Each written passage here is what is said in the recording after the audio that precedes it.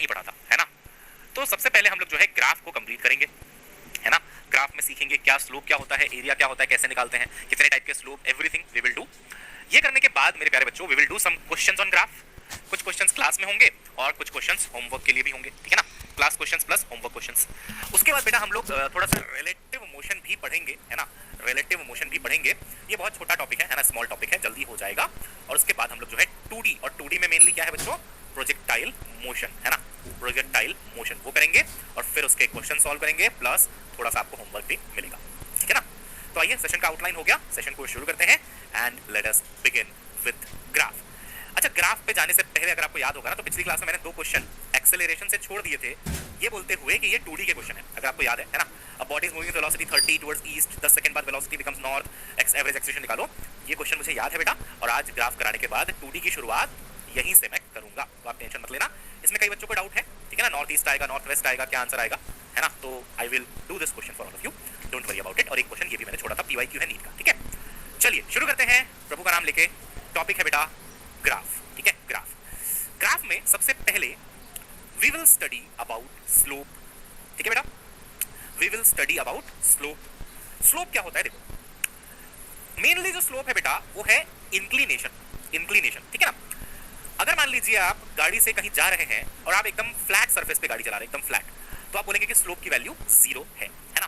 तो देखिए पहला केस जो है बेटा वो ऐसा बनता है कि मान लीजिए आप बिल्कुल स्ट्रेट जा रहे हैं, बिल्कुल स्ट्रेट ऐसे, है ना, ना ही ऊपर ना ही नीचे, ना ही ऊपर ना ही नीचे, एकदम हॉरिजॉन्टल लाइन है, तो इसे कहा जाता है कि इसका स्लोप जो होगा वो 0 होगा, ठीक है।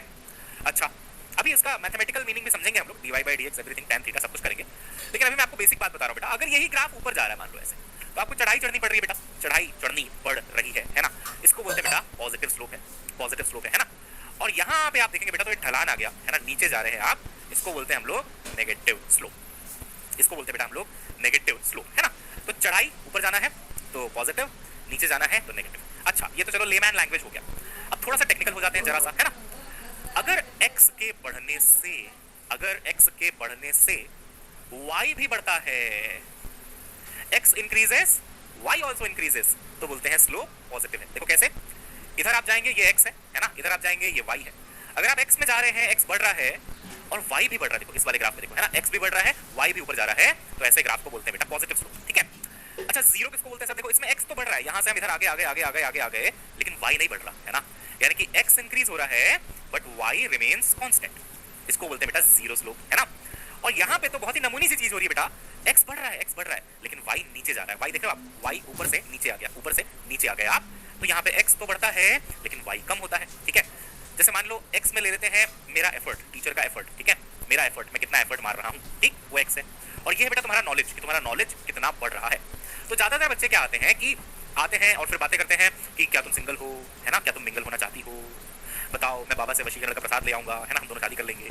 तो पढ़ाई लिखाई में उनका कोई इंटरेस्ट नहीं होता बेटा, ऐसे लोगों का नॉलेज नहीं बढ़ता है, ऐसे लोगों का नॉलेज नहीं बढ़ता है। मैं तो एफर्ट मार रहा हूँ, देखो एफर्ट मैं मार रहा हूँ, एक्स बढ़ रहा है, मेरा एफर्ट जा रहा है, लेकिन वाई कांस्टेंट है, नॉलेज जहां था वहीं बढ़ा हुआ है, नॉलेज जहां था वहीं बढ़ा हुआ है, आगे ही नहीं बढ़ रहा है ना, वाई ऊपर आ ही नहीं रहा है। सर पढ़ाए जा रहे हैं लेकिन नॉलेज 0 वाट बढ़ रहा है ना, तो 0 स्लोप है। कुछ लोग होते हैं कि एक टीचर की क्लास में जाके बोलेंगे वो टीचर बेस्ट है, दूसरे टीचर की क्लास में जाके बोलेंगे वो टीचर बेस्ट है, उससे कुछ सीखो, ये करो वो करो, खुद कुछ नहीं सीखते, खुद जो पढ़ा हुआ है वो भूलते जाते हैं, टीचर को जज करते हैं। उनका नॉलेज तो बेटा कम हो जाता है क्योंकि टीचर का श्राप और लग जाता है ना। तो देखो उनका नॉलेज जो है वो कम हो जाता है कमेंट में ऐसी हरकतें करके, तो नॉलेज कम, नॉलेज कम, नॉलेज कम। टीचर तो एफर्ट मार रहा है, टीचर तो एफर्ट मार रहा है, लेकिन ये जो पहले का पढ़े थे वो भी गायब हो गया, वो भी गायब हो गया। तो ऐसे लोगों का एक्स तो बढ़ रहा है बट वाई कम हो रहा है, नेगेटिव स्लोप। तो ना तुमको नेगेटिव स्लोप वाला इंसान बनना है, नेगेटिविटी वाला, और ना ही 0 स्लोप वाला इंसान बनना है बेटा। अब जो ज्यादातर बच्चे हमारे क्लास के हैं वो ऐसे हैं कि सर आप पढ़ाओ, हमारा नॉलेज बढ़ेगा, पॉजिटिव स्लोप, है ना, पॉजिटिव स्लोप, एक्स के बढ़ने से वाई भी बढ़ेगा, पॉजिटिव स्लोप, ठीक है बेटा, बहुत बढ़िया बहुत बढ़िया, ठीक है सर, ये हो गई अंडरस्टैंडिंग स्लोप की, है ना। अब देखो फॉर्मूला स्लोप का, फॉर्मूला है बेटा स्लोप का delta Y upon delta X. अगर आपको एवरेज स्लोप निकालना है तो delta Y upon delta X, और अगर इंस्टेंटेनियस स्लोप चाहिए, किसी इंस्टेंट का चाहिए, तो लिख लो D Y upon D X. हो सर, हो क्यों कर रहे हो बेटा, D Y by D X slope है, मैं ऐसा कह रहा हूं, D Y by D X तो डिफरेंशिएशन भी होता है, D Y by D X तो डिफरेंशिएशन भी होता है, गंगाधर ही शक्तिमान है। जब आप किसी फंक्शन का डिफरेंशिएशन कर रहे होते हैं तो एक्चुअली आप स्लोप ही निकाल रहे होते हैं, स्लोप यानी कि डिफरेंशिएशन, स्लोप यानी कि डिफरेंशिएशन। ये देखो ना dy बाई dx। अब देखिए जादू, अगर y बढ़ेगा, y बढ़ेगा तो dy क्या होगा, पॉजिटिव। अरे dy मतलब चेंज इन y, कोई फंक्शन अगर बढ़ रहा है तो उसमें आया चेंज, कैसा चेंज है, पॉजिटिव चेंज है, तो dy पॉजिटिव, x बढ़ेगा तो dx भी पॉजिटिव, पॉजिटिव पॉजिटिव आंसर आएगा positive, hence slope is positive. y बढ़ा dy पॉजिटिव, x बढ़ा dx positive, hence the slope is positive. वही तो था। यहाँ पे देखो बेटा dy by dx लगाओ, dy by dx लगाओ, y कांस्टेंट है तो dy कितना, कोई चीज अगर कांस्टेंट है तो उसमें चेंज कितना आया, जीरो, कोई चेंज नहीं आया, है ना बेटा, कोई चेंज नहीं आया। dy क्या बताता है, चेंज, चेंज जीरो आएगा क्योंकि वो चेंज हो ही नहीं रहा है, वो तो कांस्टेंट है, तो स्लोप जीरो। बहुत बढ़िया सर, गजब सर। अच्छा इस पे आ जाओ सर, इस पे आ जाओ, तो dy by dx निकालो सर इसका। देख बेटा y डिक्रीज हो रहा है, y डिक्रीज हो रहा है, कोई चीज अगर डिक्रीज हो जाए तो चेंज नेगेटिव आएगा, ये सब समझते हो ना आप लोग। चेंज, चेंज यानी कि फाइनल माइनस इनिशियल, है ना। अब कोई चीज डिक्रीज हो रही है तो फाइनल वैल्यू कम है इनिशियल वैल्यू से, तो फाइनल माइनस इनिशियल करोगे तो नेगेटिव आएगा। ऐसा कह रहे हो तुम्हारे पास 10 रुपए थे, तुमने किसी के ऊपर उड़ा दिए, है ना, 5 रुपए बचे तुम्हारे पास, तो चेंज क्या हुआ, 5 माइनस 10 माइनस 5, नेगेटिव में हो तुम, है ना, तो ये नेगेटिव। इस तरीके से नेगेटिव पॉजिटिव जीरो काम करता है बेटा। एक और फॉर्मूला है बच्चों इसका, tan थीटा। सर ये tan थीटा कैसे आ गया सर फॉर्मूला, ये लाइट तो परेशान करके रखी है मुझे। देखो बेटा मान लो ये dy है, मान लो ये dx है, ऐसे एक लाइन ड्रॉ करो, ये थीटा है, तो dy by dx tan theta perpendicular by base, है ना, p अपॉन b, ठीक है बेटा, p अपॉन b, ओके। चलो बहुत बढ़िया बहुत बढ़िया बहुत बढ़िया, ये सब तभी क्वेश्चन बनेगा, वरना सब ऊपर से चला जाएगा। इसलिए आराम से जैसे पढ़ा रहा हूं पढ़ो, बिल्कुल सही पढ़ा रहा हूं मैं, ऐसे ही पढ़ाना चाहिए, है ना, ग्राफ को ऐसे ही पढ़ाना चाहिए, क्योंकि हमें पता है तुम कितने पानी में हो ग्राफ और मैथ्स में, है ना, वी नो दैट, यस। चलो जी, तो ये हो गया, ये हो गया, ये हो गया। अच्छा मैंने थोड़ी देर पहले एक डायलॉग बताऊं कि क्या सच में ऐसा है कि डिफरेंशिएट करने से भी वही वैल्यू आती है जो स्लोप की वैल्यू होती है। तो बेटा आपने एक बहुत फेमस इक्वेशन सुना होगा बचपन में कि y बराबर mx प्लस c, सुना है, किसका इक्वेशन है बेटा ये बच्चों, ये इक्वेशन है स्ट्रेट लाइन का। किसका इक्वेशन है बच्चों, ये स्ट्रेट लाइन का, स्ट्रेट लाइन का।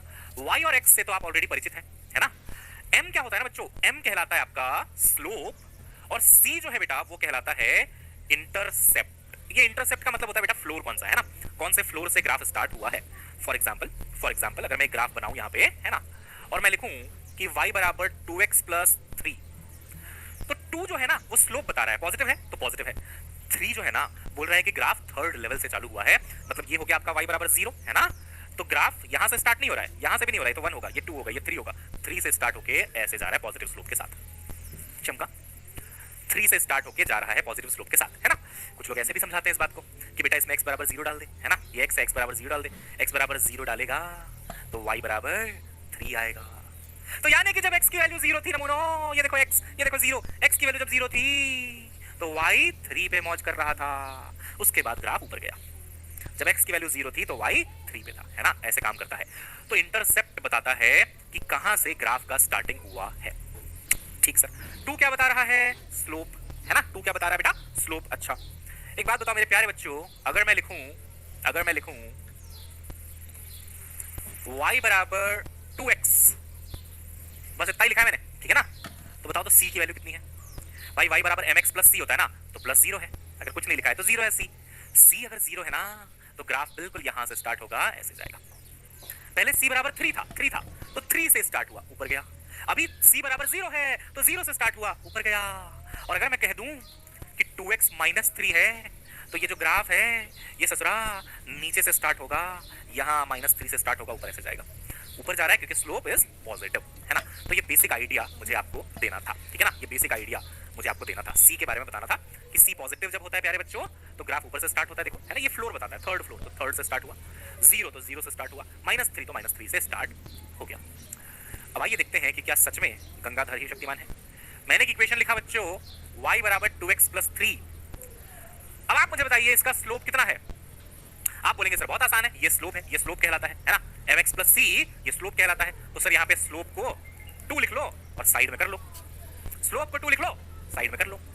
अब करेंगे इसको बेटा डिफरेंशिएट, देखो डिफरेंशिएट, तो जब मैं करूंगा dy by dx, है ना, तो 2 जो है वो बाहर आ जाएगा, x का डिफरेंशिएशन बेटे 1 बन जाएगा, है ना, प्लस 3 अकेला कांस्टेंट है उसका 0 हो जाएगा। तो जब मैं dy by dx करता हूं तो भी आंसर 2 ही आता है। हॉ करने की बारी है, जोर जोर से हॉ करिए बेटा। dy by dx यानी कि डिफरेंशिएशन का आंसर भी 2 आया और स्लोप का आंसर भी 2 आया। हेंस प्रूव्ड गंगाधर ही शक्तिमान है, गंगाधर ही शक्तिमान है। अगर मैं डिफरेंशिएट करता हूं किसी फंक्शन को तो मुझे स्लोप मिलता है, डिफरेंशिएट अगर मैं करता हूं किसी फंक्शन को तो मुझे स्लोप मिलता है, ठीक है बेटा। चलिए बहुत बढ़िया, अगला हेडिंग डालेंगे टाइप्स ऑफ स्लोप या फिर नेचर ऑफ स्लोप। स्लोप देख के बता देना है कि उसका भूत क्या है, उसका भविष्य क्या है, उसका वर्तमान क्या है ना। वर्तमान यानी कि प्रेजेंट, भूत यानी कि पास्ट, भविष्य यानी कि फ्यूचर। तो हम थोड़ी देर के लिए बन जाएंगे एस्ट्रोलॉजर, है ना। सब कुछ बता देंगे स्लोप देखिए, अरे तो अभी ऐसा है, पहले ऐसा हुआ करता था, आगे जाके ऐसा हो जाएगा, सब कुछ बताना है, ठीक है। चलिए, तो टाइप्स ऑफ स्लोप में पहला अपन लेते हैं बेटा, पहला अपन लेते हैं बच्चों कांस्टेंट स्लोप। कांस्टेंट स्लोप, जब जब इस धरती पे बेटा स्ट्रेट लाइन पाया जाएगा, स्ट्रेट लाइन पाया जाएगा, तब तब हम बोलेंगे कि स्लोप कांस्टेंट है। स्ट्रेट लाइन का स्लोप हमेशा कांस्टेंट होता है, तभी तो स्ट्रेट है वो, तभी तो स्ट्रेट है वो, है ना। ये देखो ऐसे है, इसका स्लोप कांस्टेंट है क्योंकि ये स्ट्रेट है। स्लोप हर जगह कांस्टेंट है। कहीं पे भी आप एंगल निकालोगे, ये वाला एंगल देखो थीटा, है ना, tan थीटा, tan थीटा, कहीं पे भी निकालोगे बेटा tan थीटा, tan थीटा, हर जगह सेम आएगा एंगल, क्योंकि वो सीधा है ना। सीधे लोगों का स्लोप कांस्टेंट होता है। अब यही ऐसा होता तो ना तो ये स्ट्रेट लाइन कहलाता और ना ही इसका एंगल कांस्टेंट होता। देखो यहाँ पे एंगल अलग आता, यहाँ पे एंगल अलग आता, यहाँ पे एंगल अलग आता, यहाँ पे एंगल अलग, यहाँ पे एंगल अलग, यहाँ पे एंगल अलग, समझ रहे हो। तो क्योंकि वो सीधा है, उसका स्लोप कांस्टेंट है। अपनी सुंदर सी कॉपी में एक लाइन लिख लो, straight line will have constant slope always, है ना, लिख लो, straight line will have constant slope always. तो मैं आपको तीन टाइप के कांस्टेंट स्लोप दिखाता हूं, देखो y x, ये देखो कांस्टेंट है, हाँ देखो y कांस्टेंट नहीं है, y बढ़ रहा है, x कांस्टेंट नहीं है, x भी बढ़ रहा है, क्या कांस्टेंट है, स्लोप यानी कि इंक्लिनेशन कांस्टेंट है। इंक्लिनेशन कांस्टेंट है बेटा, यानी कि अगर मैं यहाँ का एंगल निकालूं तो भी थीटा है, यहाँ का एंगल निकालूं तो भी थीटा है ना, यहाँ का एंगल निकालूं x से तो भी थीटा है, यहाँ का भी निकालूं तो भी थीटा है। इसे कहा जाता है प्यारे बच्चों positive constant slope, positive constant slope, है ना। जैसे आपको आपकी आइडेंटिफिकेशन बताने के लिए क्या बताना पड़ता है, आपका नाम बताइए, नाम से काम नहीं चल रहा तो पिता का नाम बताइए, दो चीजें तो बतानी पड़ती है ना। यहाँ पे भी दो चीजें बतानी पड़ती है कि पॉजिटिव है, नेगेटिव है कि जीरो है, कांस्टेंट है कि बढ़ रहा है कि घट रहा है, तो दो चीजें, दो इन्फॉर्मेशन रहता है। तो ये हो गया बेटा पॉजिटिव कांस्टेंट। अच्छा, इसके ऊपर कमेंट मारो तो बेटा, देखो यहाँ तुम कितना भी कमेंट मारो, कोई तुमको कुछ नहीं बोलेगा, पुलिस पकड़ के नहीं ले जाएगी। मारो कमेंट इसके ऊपर, मारो सर ये जीरो है और कांस्टेंट है क्योंकि चेंज नहीं हो रहा, जीरो है स्लोप, जीरो है ना, जीरो है स्लोप, जीरो और कांस्टेंट है, ठीक है। अच्छा अच्छा, इसके ऊपर कमेंट मारो तो बेटा, सर ये नेगेटिव है और कांस्टेंट है। आता था सर ये तो हमको, इतना तो है ना, इतना तो आता था हमको। चलो अब मैं आपको अलग अलग डिफरेंट टाइप के स्लोप बताता हूँ, अब बताना उसके बारे में, कमेंट मारना, ठीक है। ये तो सिंपल था ना, स्ट्रेट लाइन तुमने देखा और तुम बोलोगे स्लोप कांस्टेंट है। पॉजिटिव है, जीरो है, नेगेटिव है, दैट इज अनदर डिस्कशन, लेकिन स्ट्रेट लाइन देखते ही तुम बोलोगे बेटा कि स्लोप कांस्टेंट है, ठीक है ना। अच्छा, अब देखो y x, ठीक है जी, और स्लोप है कुछ यहां से शुरू हुआ ऐसे गया। ओह माय गॉड, क्या ये स्ट्रेट लाइन है? नहीं, तो कांस्टेंट नहीं होगा। स्ट्रेट लाइन नहीं है, टेढ़ा मेढ़ा है, टेढ़ा है पर मेरा है। अच्छा चलो उस पे आएंगे, उस पे आएंगे। पहले बताओ बेटा पॉजिटिव, नेगेटिव, जीरो क्या है। देखो x बढ़ रहा है तो y भी बढ़ रहा है, पॉजिटिव है। x बढ़ रहा है तो y भी बढ़ रहा है, पॉजिटिव है। अब देखो स्लोप के नेचर में कैसे कमेंट मारना है, पॉजिटिव तो हो गया, अब इसका नेचर देखो बेटा, है ना, स्लोप निकलता है टेंजेंट डालने से। अगर मैं यहाँ पे टेंजेंट डालता हूँ, ग्रीन कलर में बेटा, यहाँ पे अगर मैं टेंजेंट डालता हूँ ऐसे, इसके ऊपर एक टेंजेंट डालता हूँ तो ऐसा बनेगा, है ना। भयंकर एंगल है बेटा, बहुत ज्यादा एंगल है, स्लोप बहुत ज्यादा है, देखो एकदम ऐसे आ रहा है एकदम, है ना, एकदम तीखी चढ़ाई है बेटा, स्लोप काफी ज्यादा है यहाँ पे, ज्यादा एंगल मतलब ज्यादा स्लोप। यहाँ आ गए तो ऐसा लग रहा है कि धीरे धीरे सो रहा है ना, एंगल इसका थोड़ा कम हो गया। देखो पहले ऐसे था एकदम तीखी चढ़ाई, यहाँ आते आते थोड़ा सा स्लोप कम हो गया। यहाँ आओगे बेटा स्लोप और कम हो जाएगा, देखो और कम हो जाएगा, और यहाँ आते आते तो स्लोप लगभग जीरो ही हो जाएगा। तो क्या मैं कह सकता हूं कि जैसे जैसे x बढ़ रहा है वैसे वैसे तीखी चढ़ाई कम होती जा रही है। देखो तीखी चढ़ाई थी, कम हो गई, कम हो गई, कम हो गई, तो हम बोलेंगे स्लोप इज डिक्रीजिंग। ओ ऐसे स्लोप इज डिक्रीजिंग, है ना। पॉजिटिव है वो एक अलग चीज है, तो हमें दो चीजें बतानी होती है कि पॉजिटिव, नेगेटिव या जीरो। पहला इंफॉर्मेशन ये तुम पकड़ लोगे एकदम आसानी से, है ना, ऊपर जाएगा तो पॉजिटिव, कांस्टेंट रहेगा तो जीरो, नीचे जाएगा तो नेगेटिव, पकड़ ही लोगे, है ना। दूसरा इंफॉर्मेशन किसी भी स्लोप के लिए है कि क्या वो इंक्रीज कर रहा है समय के साथ या एक्स के साथ, या फिर क्या वो डिक्रीज कर रहा है ना, डिक्रीज कर रहा है, या फिर वो कांस्टेंट है। कांस्टेंट सिर्फ और सिर्फ स्ट्रेट लाइन में होता है, कांस्टेंट सिर्फ और सिर्फ स्ट्रेट लाइन में होता है। ये देखो इसमें constant constant constant, second information, है ना। तो पता है फर्स्ट इंफॉर्मेशन फिर भी बहुत आसान है, प्लस माइनस जीरो कोई भी बता देता है। सेकंड इंफॉर्मेशन के लिए मैं प्रैक्टिस करा दूंगा, वो भी बहुत आसान हो जाएगा बेटा। ये कैसा था बच्चों, डिक्रीजिंग था सर। अच्छा जी, एक और करते हैं, आ जाओ, एक और करते हैं, आ जाओ, है ना, प्रैक्टिस ही तो चाहिए, इसी की तो कमी है। ये y, ये x, अब देखो बेटे यहां से चला ऐसे गया, ऐसे गया, बताओ प्लस माइनस या जीरो, प्लस, ऊपर जा रहा है ना, x बढ़ रहा है y भी बढ़ रहा है, x बढ़ रहा है y भी बढ़ रहा है, प्लस। इन्फॉर्मेशन, ये तो पहला इन्फॉर्मेशन हो गया। सेकंड इन्फॉर्मेशन देखो बेटा, इंक्रीजिंग डिक्रीजिंग या कांस्टेंट, कांस्टेंट तो ये जन्म में नहीं हो सकता क्योंकि स्ट्रेट लाइन नहीं है ना, कांस्टेंट तो हो ही नहीं सकता क्योंकि स्ट्रेट लाइन नहीं है। अब इंक्रीजिंग है कि डिक्रीजिंग है देखो कैसे पता चलेगा, टेंजेंट डालो बेटे, यहाँ पे टेंजेंट डालोगे तो स्लोप ऐसे आएगा एकदम ऐसे जीरो स्लोप है ना, यहाँ पे टेंजेंट डालोगे थोड़ा सा इंक्लिनेशन बढ़ गया, यहाँ पे डालोगे थोड़ा सा और इंक्लिनेशन बढ़ गया, तो लाइन का इंक्लिनेशन बढ़ता जा रहा है ना, चढ़ाई बढ़ती जा रही है, चढ़ाई जो है वो तीखी होती जा रही है ना बेटा, चढ़ाई बढ़ गई, यहाँ आते तो भाई एकदम से बढ़ गया, slope is increasing, slope is increasing, slope increase कर रहा है। भाई ग्राफ देख के बताना पड़ेगा वेलोसिटी बढ़ रही है घट रही है कांस्टेंट है, कैसे बताओगे, जब स्लोप आइडेंटिफाई करना आएगा तब तो बताओगे है ना, इंक्रीज कर रहा है बेटा स्लोप, ठीक है। और अब मैं आपको धीरे से थोड़ा सा फंसा लेता हूँ, हल्का सा फंसा लेता हूँ, आ जाओ फंसो, मुझसे फंसो, ताकि एनटीए ना फंसा पाए है ना, मुझसे फंसना फायदे का सौदा है बेटा, एनटीए फंसा ले तो बहुत बुरा लगता है। यहाँ से ग्राफ चला ऐसे गया, ठीक है ठीक है। बताओ सबसे पहले बताओ, slope positive negative zero, x के बढ़ने से वाई कम हो रहा है, एक्स बढ़ रहा है और वाई कम हो रहा है, नेगेटिव है भैया, नेगेटिव है। अब देखते हैं इंक्रीजिंग डिक्रीजिंग या कांस्टेंट, कांस्टेंट हो सकता है इस जन्म में, ये स्ट्रेट लाइन नहीं है, कांस्टेंट नहीं होगा, स्ट्रेट लाइन होता तो कांस्टेंट होता, नहीं हो सकता कांस्टेंट। अब देखते हैं बेटा, यहाँ पे स्लोप था देखो ऐसे ऑलमोस्ट जीरो है ना, ऐसे हॉरिजॉन्टल लाइन आ रहा था, हॉरिजॉन्टल लाइन आ रहा था, मतलब इंक्लिनेशन कुछ नहीं था, ठीक है। यहाँ आए बेटा थोड़ा सा इंक्लिनेशन बढ़ गया, एंगल थोड़ा सा बढ़ गया है ना, थोड़ा सा एंगल आपका बढ़ गया, यहाँ आ गया बेटा एंगल और बढ़ गया, ओ नो, यहाँ आते आते तो एंगल बहुत भयंकर तरीके से बढ़ चुका है, यानी कि जैसे जैसे मैं आगे बढ़ रहा हूँ मेरा एंगल बढ़ता जा रहा है, एक्स एक्सिस के साथ, एक्स के साथ बनने वाला एंगल बढ़ता जा रहा है बेटा, बढ़ता जा रहा है। जीवन के मजे आ जाएंगे जब आप ऐसे स्लाइड में जाओगे, स्लाइड करने के लिए है ना, मान लो वाटर पार्क है, वाटर पार्क में जाओगे आप, मजे आ जाएंगे, यहाँ आते आते तो बहुत ज्यादा मजा आ जाएगा, एकदम फ्री फॉल वाली फील आएगी। एक्चुअली स्लोप इज इंक्रीजिंग, और यहाँ पे बहुत सारे बच्चों ने डिक्रीजिंग बोला होगा, मुझे पता है, तभी तो पढ़ा रहा हूँ ये, ताकि आपका कंफ्यूजन दूर हो जाए। स्लोप मतलब एंगल, स्लोप मतलब एंगल, एंगल मतलब इंक्लिनेशन, चढ़ाई तीखी चढ़ाई है ना, यहाँ पे देखो चढ़ाई बिल्कुल नहीं है तो जीरो स्लोप है, यहाँ हल्की सी है, चढ़ाई कह लो या फिर ढलाई कह लो, जो भी कह लो, यहाँ पे हल्का सा है, यहाँ पे बहुत तेज स्लोप है, यहाँ पे और ज्यादा तेज स्लोप है ना। तो यहाँ से यहाँ पे जब आप जा रहे हैं एक्स की तरफ तो स्लोप आपका बढ़ रहा है, इंक्रीजिंग बोला था, चलो बहुत बढ़िया। तो ये था बच्चों स्लोप। अब एक स्लाइड में सारी चीजें लिख देता हूं है ना, ताकि आप बढ़िया सा रिवीजन कर पाए। देखो पहला केस ये देखो बेटा ऐसे, ठीक है। First information about this will be कि स्लोप पॉजिटिव है, कांस्टेंट है, ठीक। दूसरा केस देखो बेटा, ये देखो बेटा, इसके अबाउट हम बोल सकते हैं स्लोप जीरो है, कांस्टेंट है। तीसरा देखो मेरे प्यारे बच्चों, इसके बारे में हम बोल सकते हैं स्लोप नेगेटिव है, कांस्टेंट है ना, नेगेटिव है, कांस्टेंट है। स्ट्रेट लाइन देखा तो कांस्टेंट होगा, और प्लस माइनस जीरो बहुत आसान है, ये प्लस ये जीरो और ये minus, straight line constant, straight line constant, straight line constant, ना बढ़ता है स्लोप ना घटता है, कांस्टेंट रहता है। थर्ड फोर्थ देखो बेटा, ऐसा ग्राफ है ना, ऐसा ग्राफ है, एक्स बढ़ रहा है वाई बढ़ रहा है, ऊपर जा रहा है ग्राफ है ना, एक्स बढ़ रहा है तो वाई भी बढ़ रहा है, पॉजिटिव है।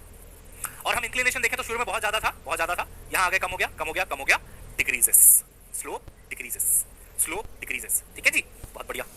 फिफ्थ वाई एक्स है ना, ये रिवीजन चल रहा है बच्चों, ठीक है। हम बोलेंगे सर एक्स बढ़ा वाई भी बढ़ा, पॉजिटिव है, एक्स बढ़ा वाई भी बढ़ा, पॉजिटिव है, लेकिन किंतु परंतु बंधु यहाँ पे स्लोप जीरो, आगे बढ़ेंगे तो बढ़ता जा रहा है, देखो यहाँ पे ज्यादा इंक्लिनेशन और ज्यादा है ना, तो इंक्रीजेस, ठीक है सर। नंबर सिक्स, ठीक है बेटा, ये बच्चे ये देखो ऐसे, ठीक है ऐसे, क्या बोलेंगे नेगेटिव है, क्या बोलेंगे नेगेटिव है, क्यों बोलेंगे सर नेगेटिव है, सर एक्स बढ़ रहा है वाई कम हो रहा है, ये देखो नीचे जा रहा है तो नेगेटिव है। अब यहाँ पे देखो इंक्लिनेशन बिल्कुल जीरो था, यहाँ पे मजा आ गया थोड़ा सा है ना, स्लोप बढ़ गया और बढ़ गया इंक्रीजेस, और बढ़ गया इंक्रीजेस। 6 मैंने करवा दिए, 7वें का पोल होगा। अच्छा लिखना है तो लिख लो जल्दी से ना, स्क्रीनशॉट लेना तो वो भी कर सकते हो, जो करा दूंगा उससे बाहर कुछ नहीं आएगा बेटा, जो भी ग्राफ का क्वेश्चन आप सॉल्व करोगे इससे बाहर देखने को नहीं मिलेगा आपको, है ना। बढ़िया से ग्राफ करवाऊंगा एकदम, ऐसे ग्राफ आपने पढ़ा नहीं होगा आज तक। हाँ जो प्लस के बच्चे हैं, प्लस की क्लास में शायद उन्होंने ऐसे पढ़ा होगा इस तरीके से मेरे साथ, अदरवाइज बाकी लोग शायद पहली बार ही पढ़ रहे होंगे। आ जाओ है ना, आ जाओ एक क्वेश्चन करते हैं बेटा होमवर्क के लिए, होमवर्क नहीं पोल के लिए, तो पहले ही मैं पोल क्रिएट कर देता हूँ है ना, A B C D plus नहीं एक्स है ना, हाँ सही कह रहा हूँ। देखो बेटा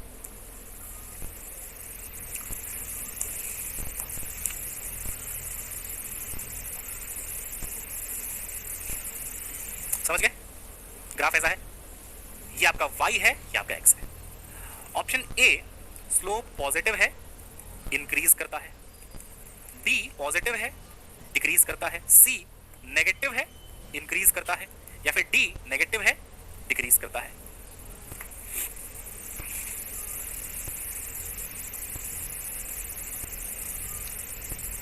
हाँ जी,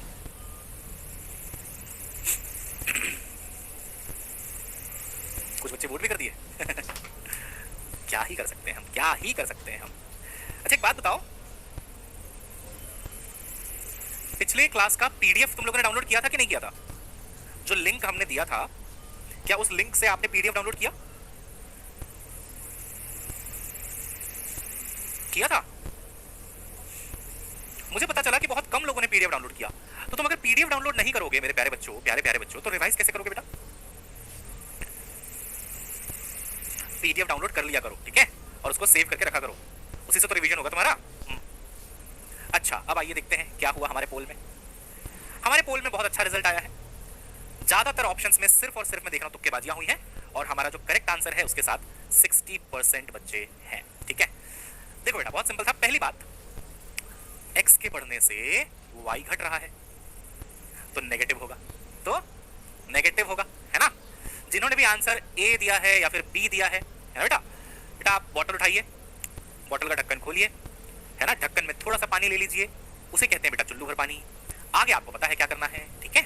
नमूना दिख रहा था कि ये नीचे आ रहा है, फिर भी पॉजिटिव बोल रहे हो, नीचे आ रहा है, नीचे आ रहा है, फिर भी पॉजिटिव बोल रहे हो, नेगेटिव है। पहली बात तो ये है ना बेटा, नेगेटिव है।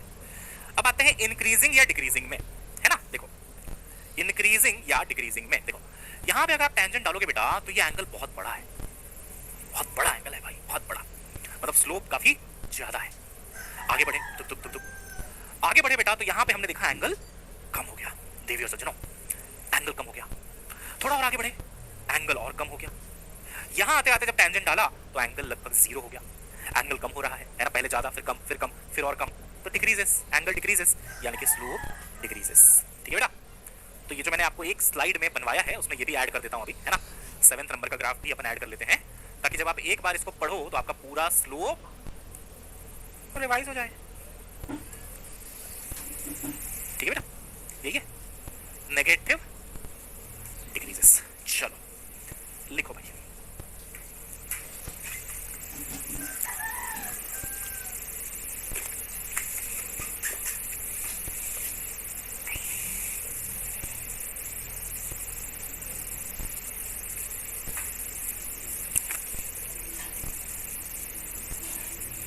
सिक्सटी 79% समझा देना प्लीज, ठीक है बेटा। हाँ अब हमारा स्लोप जो है वो डन है ना। तो हमने क्या देखा, क्या समझा, क्या पूछा, ये पूछा, ये समझा, ये देखा कि भाई अगर आप डिफरेंशिएट करो तो आपको स्लोप मिलता है ना। डिफरेंशिएट करोगे स्लोप मिलेगा। कोने में बैठ के इंटीग्रेशन ये सब देख रहा था, उसको जलन हुई, उसने कहा यार ये तो अच्छा है, डिफरेंशिएशन तो यार बढ़िया खेल रहा है, स्लोप के साथ सेटिंग कर ली, है ना। डिफरेंशिएशन और स्लोप एक होली है ना बेटा। तो डिफरेंशिएशन तो सिंगल से मिंगल हो गया, स्लोप के साथ सेटिंग हो गई। इंटीग्रेशन बोलता है, रोने लग गया इंटीग्रेशन, मेरे पास आके बोलता है सर मेरी भी सेटिंग करवा दो। मैंने बोला तुमने मुझे समझ क्या रखा है, लव गुरु, चलो कोई नहीं करवा देते हैं। मैंने बोला आज से एरिया तुम्हारी, एरिया अंडर द ग्राफ जब जब इस दुनिया में कोई निकालेगा इंटीग्रेट करके ही निकाल पाएगा। तो डिफरेंशिएशन की हो गई स्लोप, इंटीग्रेशन की हो गई एरिया, ठीक है बेटा। दोनों खुश, और अब दोनों मिलके तुमको दुखी करेंगे। अरे तुमको दुखी नहीं होने दूंगा, टेंशन मत लो, हर एक क्वेश्चन तुमसे बनेगा, आसानी से बनेगा। देखो इंटीग्रेशन और एरिया के बीच में क्या रिश्ता है। देखो जब आपको कोई एरिया निकालना होता है बेटा, ये x है और ये आपका y है ना, ये कोई गंदा सा एरिया आपको गिवन है, तो एरिया निकालने का तरीका होता है एक छोटा सा एलिमेंट ले लो dx लेंथ का, इसकी हाइट y है, ठीक है, इसकी हाइट y है। अब ये रेक्टेंगुलर स्ट्रिप जैसा आपको दिख रहा होगा तो इसका एरिया होगा y dx, है ना, height into breadth y dx। इसको अगर आप इंटीग्रेट कर दो तो आपको एरिया मिलता है, एरिया बराबर y dx होता है। फिर हमने थोड़ा सा याद किया बेसिक मैथमेटिक्स की, इंटीग्रेशन किसको बोलते थे। अगर y as a function of x given है तो इंटीग्रेशन कैसे लिखते थे, इंटीग्रल y dx। अरे हाँ ऐसे तो लिखते थे, तो ये इंटीग्रेशन ऐसे लिखते थे और एरिया ऐसे लिखा है, तो दोनों सेम ही तो हुए। डिफरेंशिएशन और स्लोप एक ही मतलब है, इंटीग्रेशन और एरिया एक ही मतलब है, ठीक है बेटा। चलिए अब आगे बढ़ते हैं। अब मैं आपको जबरदस्त तरीके से ग्राफ थ्योरी सिखाता हूँ। अभी तक हमने ब्रशअप किया है ना, समझा कि स्लोप क्या होता है, कब स्लोप बढ़ रहा है, कब स्लोप कम हो रहा है, कब पॉजिटिव, कब नेगेटिव, कब जीरो। अब उसका एप्लीकेशन करने की बारी है, आइए आ जाओ। रिश्तों के भी रूप बदलते हैं। टिंग टिंग। ये जो ग्राफ है बेटा ये है एक्स टी। ज्यादा बड़ा बन गया ना, बहुत बड़ा बन गया, बहुत ज्यादा बड़ा बन गया। आगे ये जो ग्राफ है बेटा ये है एक्स वर्सेस टी, ठीक। ये जो ग्राफ है बेटा ये है वी वर्सेस टी, है ना, और ये है ए वर्सेस टी। यही तीन ग्राफ मेनली हमसे पूछे जाते हैं और इन्हीं तीन ग्राफ में हमें पीएचडी करनी होती है। एक्स टी बोले तो displacement versus time, we T बोले तो वेलोसिटी टाइम और ए टी बोले तो एक्सेलरेशन टाइम। अब तुम ध्यान से सुनना बेटा, मैं एक चीज सिखाऊंगा, बहुत आसानी से सिखा दूंगा। तुम बोलोगे इतनी आसानी से कैसे कोई पढ़ा सकता है? देखना, ये एक्स टी है, ठीक है। अब ये जो v का फॉर्मूला होता है वो होता है dx by dt। हाँ, किसको डिफरेंशिएट किया? बोलो किसका डिफरेंशिएशन हुआ? x का। तो इसको हम ऐसा बोल सकते हैं कि जब हम x को डिफरेंशिएट करते हैं तो हमको v मिलता है। जब हम x को डिफरेंशिएट करते हैं तो हमको v मिलता है। और देखो, और देखो, एक्सेलरेशन का फॉर्मूला होता है बेटा dv by dt। किसका डिफरेंशिएशन हुआ? बोलो v का। क्या मिला? a मिला। यानी कि जब हम v को डिफरेंशिएट करते हैं तो a मिलता है। तो ये जो डायरेक्शन है ना, ऐसे जो आप जा रहे हो ना बेटा, इस डायरेक्शन में आप तभी जा सकते हैं जब आप डिफरेंशिएट करते जाएंगे। x गिवन रहेगा, x को डिफरेंशिएट करोगे v मिलेगा, v मिल गया, उसको डिफरेंशिएट करोगे a मिलेगा। तो this direction is of differentiation. ये पूरा बोर्ड कवर नहीं हो रहा है क्या? ऐसा लग रहा है मुझे थोड़ा सा, ठीक है ना, नाजुक सा एडजस्टमेंट चाहिए था बिल्कुल। इधर से इधर जाने के लिए डिफरेंशिएट करना पड़ता है। इतने में पीछे से एक बैक बेंचर बोला, सर डिफरेंशिएशन का मतलब तो स्लोप होता है, तो क्या मैं ऐसा कह सकता हूं, कि अगर मैं इसका स्लोप निकालूंगा तो मेरे को वेलोसिटी मिलेगी, और अगर मैं इसका स्लोप निकालूंगा तो मेरे को एक्सेलरेशन मिलेगा, और अगर मैं इसका स्लोप निकालूंगा तो आगे कुछ है ही नहीं, तो घंटा कुछ नहीं मिलेगा। एक्चुअली जर्क मिलता है, आपके सिलेबस में नहीं है, D A by D T बोलते हैं उसको, rate of change of acceleration, that is called jerk. भूल जाओ उसको, यहां आ जाओ। xt का स्लोप निकाला मतलब डिफरेंशिएट किया एक तरीके से, है ना, तो क्या मिल रहा है बेटा? वेलोसिटी। इसका स्लोप निकाला, क्या मिल रहा है बेटा? एक्सेलरेशन। इसका स्लोप निकाला, कुछ नहीं मिल रहा है, ठीक है ना।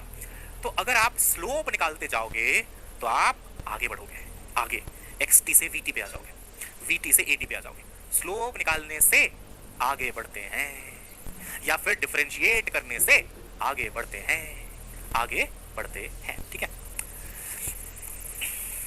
देखो,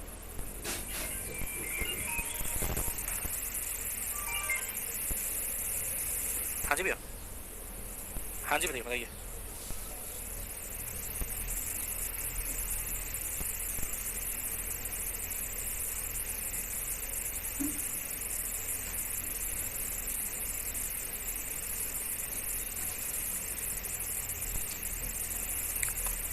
हाँ बच्चों देखो,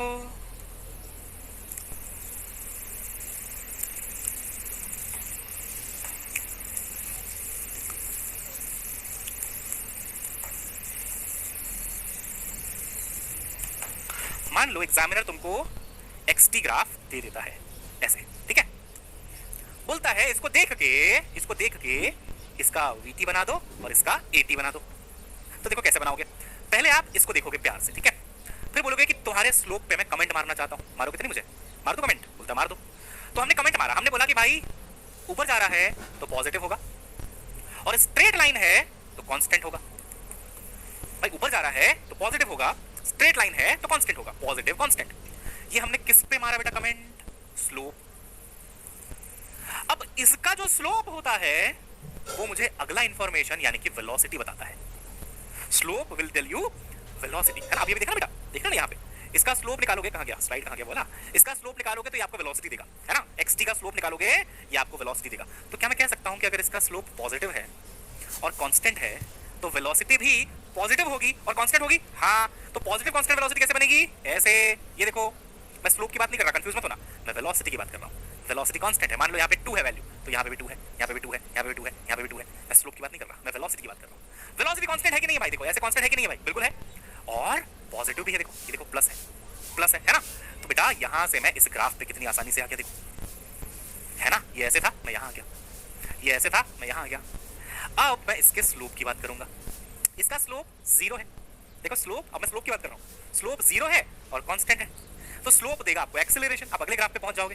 तो अगर इसका स्लोप 0 है तो एक्सेलरेशन भी 0 होगा। ये इसका ग्राफ बन गया बेटे। ओहो, तो अगर आपको एक्स टी गिवन है ना, तो उसके स्लोप को देख के वी टी बना लोगे और इसके स्लोप को देख के ए टी वी बना लोगे। Graph number 1। डरना मत प्यारे बच्चों, आएगा धीरे धीरे आएगा समझ में, है ना, धीरे धीरे आएगा समझ में, टेंशन मत लेना। ये एक्स टी है, ठीक है बेटा, ये एक्स टी है। अब मैं कहता हूं मेरे प्यारे बच्चों कि एक्स टी मेरे को ऐसे गिवन है, ऐसे ऐसे, ठीक है ना, ठीक है सर। मारो कमेंट इसके स्लोप पे, मारो बेटा कमेंट मारो। सर स्लोप नेगेटिव है, नेगेटिव है, कांस्टेंट है, तो वेलोसिटी भी नेगेटिव होगी, कांस्टेंट होगी। तो नेगेटिव कांस्टेंट वेलोसिटी कैसे बनेगी, कैसे बनेगी? देखो ये वीटी हो गया, है ना, नेगेटिव यानी कि इस लाइन के नीचे बेटा, नेगेटिव बोले तो इस लाइन के नीचे ऐसे कांस्टेंट बना दो, यहाँ पॉजिटिव कांस्टेंट, यहाँ पे नेगेटिव कांस्टेंट, समझ आ रहा है? नेगेटिव वेलोसिटी, वेलोसिटी ये है ना आपका, तो लाइन के नीचे कांस्टेंट, है ना बच्चे। अब देखो ए टी देखो, इसी का आप ए वर्सेस टी देखो प्यारे बच्चों, इसका स्लोप एक्सेलरेशन देगा, इसका स्लोप कैसा है, जीरो, कांस्टेंट, तो एक्सेलरेशन भी कैसा होगा, zero, constant.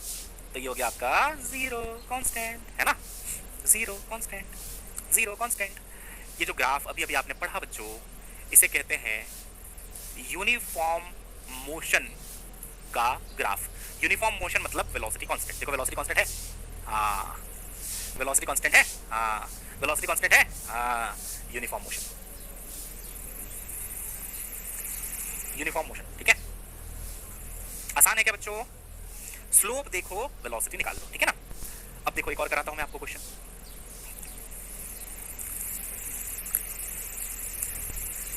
X T V T A T, x T V T A T, x T V T A T, देखो है ना, ऐसा बोला गया कि एक्स टी का ग्राफ यूं है, ठीक है ना, एक्स टी का ग्राफ यूं है। कमेंट मारो स्लोप पे, स्लोप कैसा है सर? पॉजिटिव है पहले तो, है ना, टाइम बढ़ रहा है तो एक्स भी बढ़ रहा है, ऊपर जा रहा है, पॉजिटिव है। इंक्रीजिंग है, डिक्रीजिंग है कि कांस्टेंट है? सर कांस्टेंट तो इस जन्म में नहीं हो सकता क्योंकि स्ट्रेट लाइन नहीं है, कांस्टेंट तो नहीं हो सकता सर, है ना। यहाँ पे देखो सर एंगल छोटा, यहाँ आते आते एंगल थोड़ा बढ़ गया, यहाँ आते आते एंगल और बढ़ गया, यहाँ आते आते एंगल और बढ़ गया, इंक्रीजेस, इंक्रीजेस। तो अगर स्लोप पॉजिटिव और इंक्रीजेस है तो वेलोसिटी भी पॉजिटिव इंक्रीजेस ही होगा, ऐसे बनेगा। देखो वेलोसिटी बढ़ रही है, पिछली बार स्लोप पॉजिटिव कांस्टेंट था, कांस्टेंट, कांस्टेंट स्लोप, तो कांस्टेंट वेलोसिटी, कांस्टेंट वेलोसिटी मतलब चेंज ही नहीं हो रहा है ना, यहाँ पे भी इतना, यहाँ पे इतना, यहाँ पे भी इतना है, कांस्टेंट। लेकिन इस बार स्लोप बोल रहा है बढ़ रहा है, तो वेलोसिटी बेटा बढ़ रही है ना, यहाँ पे कम है, यहाँ पे ज्यादा हो गई और ज्यादा हो गई, है ना वेलोसिटी। तुम स्लोप को वेलोसिटी से कंफ्यूज मत करना। तो बोले सर आपने बोला था स्ट्रेट लाइन का तो कांस्टेंट रहता है स्लोप, अब यहाँ बोल रहा बढ़ रहा है, स्लोप कांस्टेंट है इसका, मैं स्लोप की बात नहीं कर रहा, मैं वेलोसिटी की बात कर रहा हूँ। वेलोसिटी बढ़ रही है कि नहीं बढ़ रही? बढ़ रही है ना, क्योंकि इसका स्लोप गिव्स मी वेलोसिटी, इसका स्लोप बढ़ रहा है तो वेलोसिटी भी बढ़ रही है, ये समझाना चाह रहा हूं मैं, है ना बेटा, वेलोसिटी भी आपकी बढ़ रही है। ये क्या हो गया, ये क्या मिटा दिया मैंने,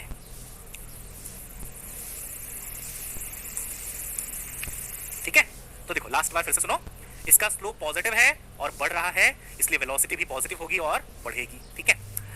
कुछ बच्चों का एक सवाल आता है, कुछ अच्छे बच्चे जो होते हैं पूछते हैं कि सर ऐसे बना देता तो भी वेलोसिटी बढ़ता और पॉजिटिव होता, आपने यहीं से क्यों बनाया?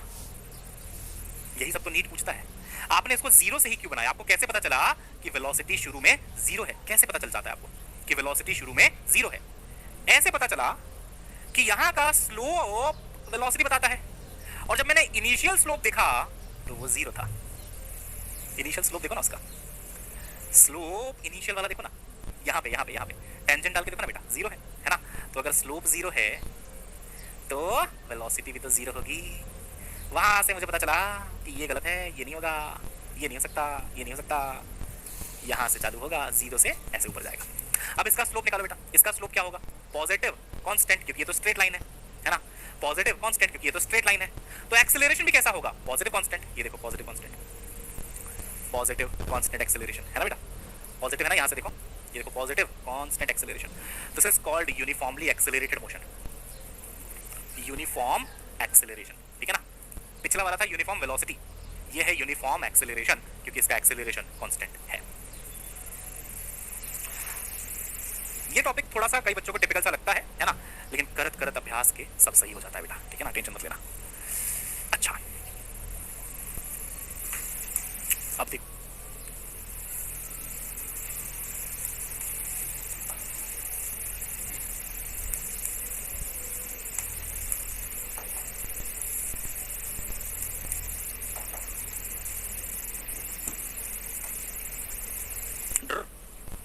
ठीक है, देखो स्लोप पॉजिटिव है, ऊपर जा रहा है, ऊपर जा रहा है, हाँ पॉजिटिव, और स्लोप डिक्रीजिंग भी है। देखो यहाँ पे बहुत ज़्यादा है ना, बहुत ज़्यादा है, फिर यहाँ पे थोड़ा कम हो गया, फिर यहाँ पे थोड़ा कम हो गया, फिर यहाँ पे कम हो गया, फाइनली जीरो हो गया, है ना, फाइनली आपका स्लोप जीरो हो गया। तो स्लोप डिक्रीजिंग है, स्लोप आपका डिक्रीजिंग है। तो बेटा वेलोसिटी भी पॉजिटिव होगी और डिक्रीजिंग होगी, है ना। अगर स्लोप पॉजिटिव और डिक्रीजिंग है तो वेलोसिटी भी पॉजिटिव और डिक्रीजिंग होगी। अब देखो पॉजिटिव डिक्रीजिंग कैसे बनाओगे, पहले इनिशियल पॉइंट को पकड़ो। कई बच्चे यहां से बना देते हैं ग्राफ को, इनिशियल पॉइंट को पकड़ो। क्या स्लोप जीरो है क्या? नहीं है, स्लोप की कुछ पॉजिटिव वैल्यू है, स्लोप जीरो नहीं है।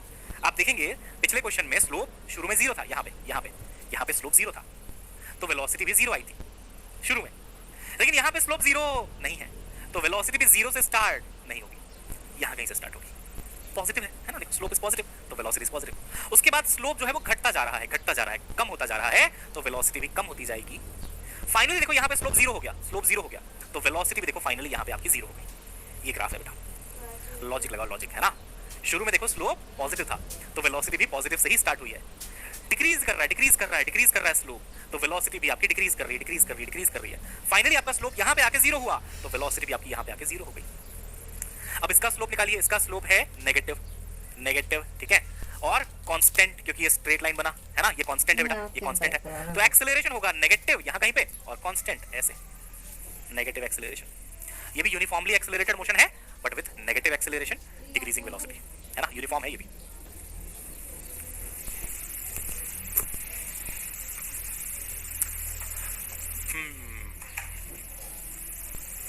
चमक गया जी। चलो रिवाइज करेंगे और फिर आगे बढ़ेंगे। यही सबसे डिफिकल्ट पार्ट था ग्राफ का। इसके बाद जो प्रैक्टिस में कराऊंगा, जो क्वेश्चंस में कराऊंगा, जो चीजें मैं पढ़ाऊंगा वो बहुत आसान होगा। ग्राफ गिवन रहेगा, एरिया निकालो, ग्राफ गिवन रहेगा, स्लोप निकालो, बहुत इजी पड़ेगा आपको, ठीक है। चलो लेट्स रिवाइज एकदम बढ़िया तरीके से, ठीक है। तीनों टाइप का ग्राफ, क्योंकि यही 3 ग्राफ आपके सिलेबस में है और इन तीनों ग्राफ में आपकी मास्टरी अच्छे से होनी चाहिए। चलो फटाफट देखो बेटा, x T, we T, A T, ठीक है।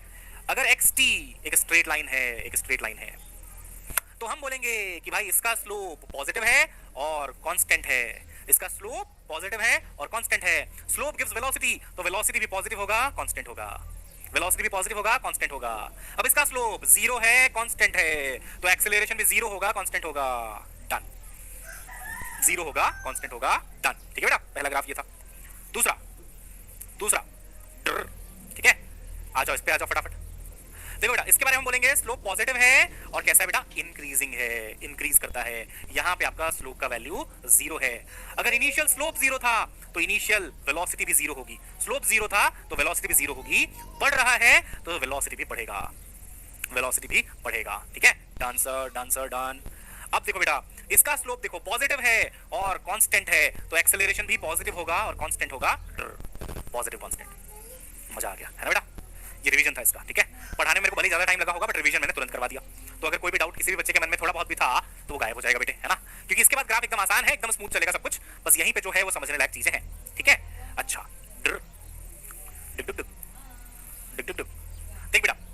बेटा पॉजिटिव स्लोप ऊपर जा रहा है, पॉजिटिव स्लोप है ना, पॉजिटिव स्लोप, ठीक है, और डिक्रीज कर रहा है। देखो ज्यादा फिर कम डिक्रीज कर रहा है, तो वेलोसिटी भी पॉजिटिव होगी और डिक्रीज करेगी। लेकिन इनिशियल वेलोसिटी यहां से पता चलेगा, देखो इनिशियल स्लोप से, इनिशियल स्लोप जो है वो पॉजिटिव है और बहुत बड़ा है, बहुत बड़ा स्लोप है, बहुत ज्यादा स्लोप है, तो वेलोसिटी भी शुरू में ज्यादा होगी, पॉजिटिव होगी, यानी कि यहां कहीं पे आएगा वैल्यू। जीरो से नहीं बनाएंगे आप इसको आप जीरो से नहीं बनाएंगे। अगर जीरो स्लोप होता यहाँ पे तो जीरो से बनता, slope gives you velocity, slope zero नहीं है बेटा, पॉजिटिव है, तो वेलोसिटी भी पॉजिटिव होगा। उसके बाद डिक्रीज करेगा ऐसे, अब इसका स्लोप नेगेटिव, कैसा, कांस्टेंट, तो एक्सेलरेशन भी negative constant, slope negative constant तो एक्सेलरेशन भी नेगेटिव कांस्टेंट। दिल बना दो अगर समझ में आ गया है। तीनों का तीनों ग्राफ, तीनों का नाम वाम मैंने आपको बता दिया है ना, डन है।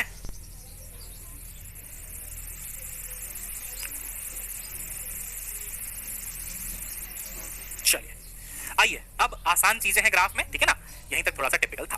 कुछ बच्चों का कई बार ये सवाल होता है कि सर ये स्ट्रेट लाइन बना, ये कैसे पता चलेगा? तो बेटा देखो, जनरली ये जो एक्स टी होता है ना, एक्स टी, ये टी स्क्वायर के प्रोपोर्शनल गिवन होता है, X proportional to T square. और जब आप आगे बढ़ोगे तो डिफरेंशिएट करोगे, मैंने लास्ट क्लास में बताया था, डिफरेंशिएट करोगे तो पावर कम होती जाएगी, है ना, तो टी की पावर 2 बन जाएगा, टी टी की पावर 1 कह लो, और टी की पावर 1 इज लीनियर, इसलिए लीनियर बन रहा है ना, ये टी स्क्वायर में है, ये टी की पावर 1 में है, यहां आते आते ये टी की पावर 0 बन जाएगा, यानी कि इंडिपेंडेंट ऑफ टाइम, इसीलिए कांस्टेंट हो गया। तो पावर जो है टी का वो कम होता जाता है जब आप xt से vt में आते हैं, vt से at में आते हैं, एक एक पावर कम होता जाएगा, क्योंकि डिफरेंशिएशन का इक्वेशन आपको याद होगा, nx की पावर n-1 यानी हर बार एक बार पावर कम हो जाएगा जब आप उसको डिफरेंशिएट करोगे, है ना। तो यहाँ पे टी स्क्वायर, यहाँ पे t यानी कि लीनियर, यहाँ पे t की पावर 0, है ना।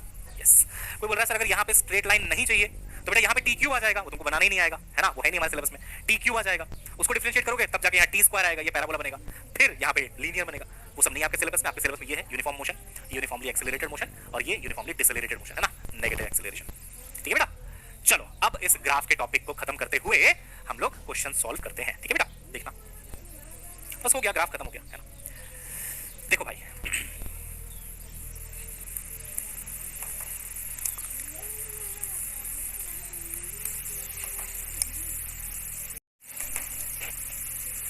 बताओ बेटा इसका स्लोप क्या देगा? वेलोसिटी, है ना, आगे बढ़ोगे आप, स्लोप निकालोगे तो अगला इंफॉर्मेशन मिलेगा। इसका स्लोप क्या देगा?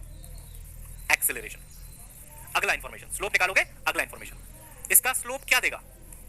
नथिंग, कुछ नहीं देगा, ठीक है। अब आते हैं बेटा एरिया पे, एरिया का फॉर्मूला क्या होता है बेटा? इंटीग्रल y dx, y में क्या है a, x में क्या है t, तो a dt बन गया, इंटीग्रल a dt बन गया। अब आप देखो, आपको पता है a बराबर dv by dt होता है, dv by dt होता है, तो सोचो a dt क्या होगा? a dt क्या होगा? dv होगा भाई, a बराबर dv by dt होता है, तो a इंटू dt dv हो जाएगा। तो a dt जो कि एरिया है वो मुझे चेंज इन वेलोसिटी दे रहा है, ये जो एरिया है a dt वो मुझे चेंज इन वेलोसिटी दे रहा है, यानी कि पिछला इंफॉर्मेशन, ओ एरिया देगा चेंज इन वेलोसिटी यानी कि पिछला इंफॉर्मेशन।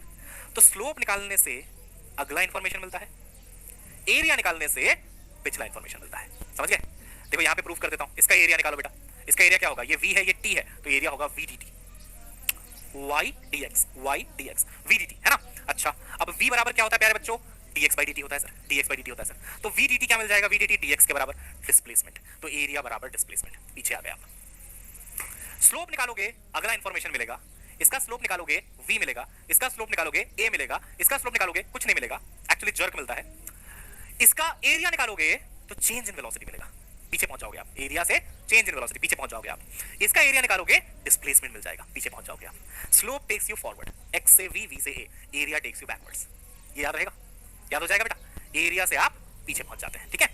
अब बताइए मुझे एक क्वेश्चन करते हैं, ये a है, ये t है, ठीक, कौन सा ग्राफ है? AT, अच्छा ओके, कांस्टेंट एक्सेलरेशन गिवन है बेटा 2 मीटर पर सेकंड स्क्वायर, ठीक है। ये t बराबर 0 और ये t बराबर 5, ये t बराबर 0 और ये t बराबर 5। अगर इनिशियल वेलोसिटी वाज 10 मीटर पर सेकंड, तो इस ग्राफ से मुझे बताना है कि फाइनल वेलोसिटी कितनी होगी। मैं फिर से याद दिला दूं कि AT का एरिया dv देगा, यानी कि आप पीछे जाएंगे, है ना, चेंज इन वेलोसिटी मिलेगा एरिया से, ठीक है। अब देखो भाई, ऑप्शन ए v फाइनल निकालना, ठीक है, final velocity, option A 10 metre पर सेकंड, ऑप्शन बी 20 मीटर पर second, option C 0, option D 30 metre पर सेकंड। होल्ड करेंगे,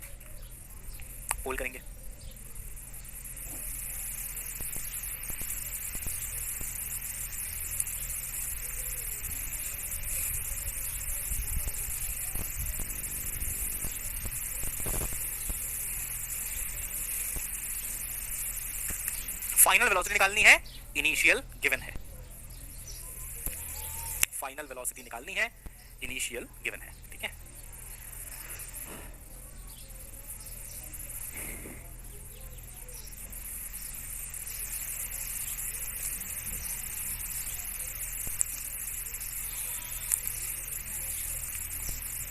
चलो, गुड जॉब। बी कह रहे हैं ज्यादातर बच्चे, और मेरे ख्याल से बी सही है, लेकिन कई बच्चों को ए भी लग रहा है। देखो सिंपल है, ए टी का एरिया निकालोगे तो डीवी मिलेगा, है ना। तो एरिया कितना आ रहा है इसका? ये 5 और ये 2, एरिया आ रहा है 10। कई बच्चों के मन में एक मिसकंसेप्शन होता है कि एरिया गिव्स यू वेलोसिटी, तो आप बोलते हैं वेलोसिटी आ गया 10, अधूरा है ये। Area gives you change in velocity, there is a difference बेटा। Area doesn't give you velocity, area gives you change in velocity. ये देखो डीवी देता है, DV, and the change in velocity will be written as v final minus v initial. बुझे? अब यहां से निकलेगा बेटा v फाइनल, तो v फाइनल होगा इधर 10 और ये माइनस उधर जाके प्लस, v इनिशियल भी 10 गिवन है ना, तो 10 प्लस 10 आंसर आएगा बेटे 20। अगर वो पूछता चेंज इन वेलोसिटी कितना हुआ, तो आप सीधा एरिया निकाल के 10 बोल देते, लेकिन उसने पूछा है फाइनल कितना है ना, इनिशियल देके उसने पूछा है फाइनल कितना है, ठीक है ना, तो ऐसे करना है, ठीक है बेटा। चलो अच्छा, एरिया सॉरी ग्राफ पढ़ा के मैं आपको थोड़ी देर रेस्ट दूंगा, है ना, 10-15 मिनट का आपको ब्रेक दूंगा मैं, right, don't worry. From the position time graph find average velocity from 1 to 3, है ना। अगर आपके पास पोजीशन टाइम ग्राफ है, वेलोसिटी कैसे मिलेगा? स्लोप, है ना भाई, स्लोप, स्लोप कहां से कहां तक? 1 से 3।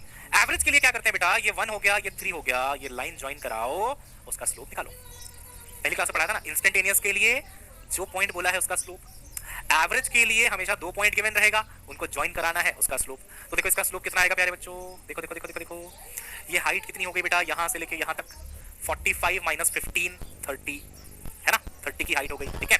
ये 3 माइनस 1 यानी कि ये हो गया आपका 2, 30/2 15 इज द आंसर। खत्म, टाटा बाय बाय, है ना, 30/2 यानी कि 15 इज द आंसर, ठीक है। चलिए अच्छा, वहीं पे अगर बोले इंस्टेंटेनियस निकालना है, इंस्टेंटेनियस एट 3 and 5, तो उसको एंगल देना पड़ेगा। 3 पे जब स्लोप डाला, ये देखो स्लोप डाला तो एंगल आया 30 एंगल आया इंस्टेंटेनियस का, तो हम बोलेंगे आंसर है tan 30। आप सोचोगे सर ऐसा क्वेश्चन आता है क्या? मेरे ख्याल से 2022 में आया है, if I am not wrong, 23 में तो नहीं 22 में आया है ना। 2 एंगल्स गिवन थे, एक 30 एक 45, दोनों का वेलोसिटी का रेशियो निकालना था, tan 30 लगाना था। लिटरली ये क्वेश्चन आया हुआ है नीट में, नीट की बात कर रहा हूं मैं तो फिर भी बहुत हाई लेवल की चीजें पढ़ा रहा हूं। नीट में जो पूछे थे 22 में वो ये था कि एक एंगल 30 गिवन था, एक एंगल 45 गिवन था, बोला वेलोसिटी का रेशियो निकालो, तो आंसर था tan 45 upon tan 30, whatever was given first, है ना, उन दोनों का रेशियो। खत्म। यहाँ पे मेरे को चाहिए वेलोसिटी, एंगल गिवन है 60, वहां का आ जाएगा आपका tan 60। हमारे नमूने तो इतने तेज हैं, वो तो tan 30 और tan 60 में ही कंफ्यूज हो जाते हैं, है ना, वहीं गलत करके आ जाते हैं। हमें तो मैथ्स ने लूटा, फिजिक्स में कहाँ दम, tan 60 हो गया √3, खत्म। तो इंस्टेंटेनियस जब वो पूछेगा तो आपको एंगल गिवन रहेगा, और जब वो एवरेज पूछेगा तो 2 पॉइंट गिवन रहेगा 1 और 2, उनको ज्वाइन कराओ, स्लोप निकाल लो, ठीक है, ज्वाइन कराओ स्लोप।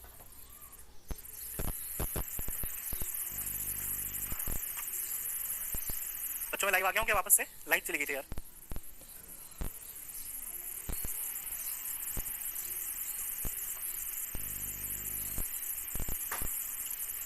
लाइट चली गई थी, ठीक है, अभी लाइव हूं। चलो, एक तो किट्टू ना इन्वर्टर के साथ खेलता है और उसका स्विच बंद कर देता है। एटलीस्ट अगर इन्वर्टर चलता रहे तो वाईफाई बंद नहीं होगा, लैपटॉप बंद नहीं होगा, तो आप मैं लाइव रहूंगा, बस ये होगा कि बोर्ड बंद हो जाएगा थोड़ी देर के लिए, फिर लाइट आएगी, बोर्ड चल जाएगा। लेकिन किट्टू महोदय सुनते कहाँ हैं हमारे, बंद कर देते हैं इन्वर्टर को बार बार। चलो बेटा, तो इंस्टेंटेनियस के लिए स्लोप, है ना, गिवन रहेगा एंगल, और आपको निकाल देना है एवरेज के लिए 2 पॉइंट का एवरेज, ठीक है। अच्छा, अगर मान लो ऐसा ग्राफ है, इंस्टेंटेनियस पता करना है ना, कहाँ पे पॉजिटिव है कहाँ पे नेगेटिव है, ऐसा भी क्वेश्चन आता है बच्चों, ठीक है ना, कहाँ पे पॉजिटिव कहाँ पे नेगेटिव, ऐसा क्वेश्चन भी आ जाता है कई बार। देखो मान लो इस पॉइंट पे पूछेगा कि कैसा है वेलोसिटी, है ना, मान लो ये xt ग्राफ है, इस पॉइंट पे देखो वेलोसिटी पॉजिटिव है, राइट। यहाँ पे क्या होगा बेटा वेलोसिटी, टेंजेंट डालो, टेंजेंट, स्लोप 0, तो वेलोसिटी भी 0, ठीक है ना। यहाँ पे देखो बेटा ऐसे स्लोप नेगेटिव, तो वेलोसिटी भी नेगेटिव, ठीक है। यहाँ पे देखो बेटा स्लोप 0, तो वेलोसिटी भी 0, ऐसे काम करता है ना। स्लोप पॉजिटिव तो वेलोसिटी भी पॉजिटिव, ओके। तो ये था आपका पोजीशन टाइम ग्राफ। बताओ इसमें से कहां पे वेलोसिटी नेगेटिव है? In the displacement time graph कौन से पॉइंट पे वेलोसिटी नेगेटिव है? ई पे, है ना, ठीक है। चलिए, वीटी ग्राफ मैंने आपको पढ़ा ही दिया है ना, कि एरिया क्या देगा और आपका स्लोप क्या देगा, हो गया ये सब, है ना बेटा। अच्छे क्वेश्चंस करते हैं, ज्यादा अच्छा रहेगा हमारे लिए। एटी ग्राफ भी अपना हो गया है ना। चलो, ये एक बार समरी है ग्राफ्स का, इफ यू वांट, है ना। पोजीशन टाइम ग्राफ का स्लोप निकालेंगे, एवरेज वेलोसिटी आएगा, स्लोप ऑफ टेंजेंट निकालेंगे, इंस्टेंटेनियस वेलोसिटी आ जाएगा। पढ़ लेना बाद में, कोई दिक्कत नहीं, आप जानते हो सारा कुछ, है ना बेटा। बल्कि समरी मैं एक बार करा देता हूं जल्दी से, है ना। तो मैंने ये पढ़ाया है कि अगर आप xt ग्राफ का स्लोप निकालेंगे तो अगला इंफॉर्मेशन मिलेगा, यानी कि वेलोसिटी मिल जाएगा। इसका आप स्लोप निकालेंगे तो अगला इंफॉर्मेशन मिल जाएगा, यानी कि एक्सेलरेशन मिल जाएगा, है ना। इसका आप स्लोप निकालेंगे, आगे कुछ नहीं है, कुछ नहीं मिलेगा। इसका एरिया निकालेंगे, पिछला इंफॉर्मेशन यानी कि dv, और इसका आप एरिया निकालेंगे, पिछला इंफॉर्मेशन यानी कि dx, डिस्प्लेसमेंट। इसका एरिया निकालेंगे, पीछे कुछ है ही नहीं, कुछ नहीं मिलेगा, कुछ नहीं मिलेगा, है ना। तो ऐसे सिंबॉलिक टर्म में समझना ज्यादा अच्छा होता है, रादर देन ऐसे इसको पढ़ते रहना, है ना, ये ज्यादा बेहतर है, ठीक है। स्लोप निकाले आगे बढ़े, स्लोप निकाले आगे बढ़े, एरिया निकाले पीछे चले गए, ठीक है बेटा। चलो अब आती है बारी क्वेश्चन प्रैक्टिस की, है ना।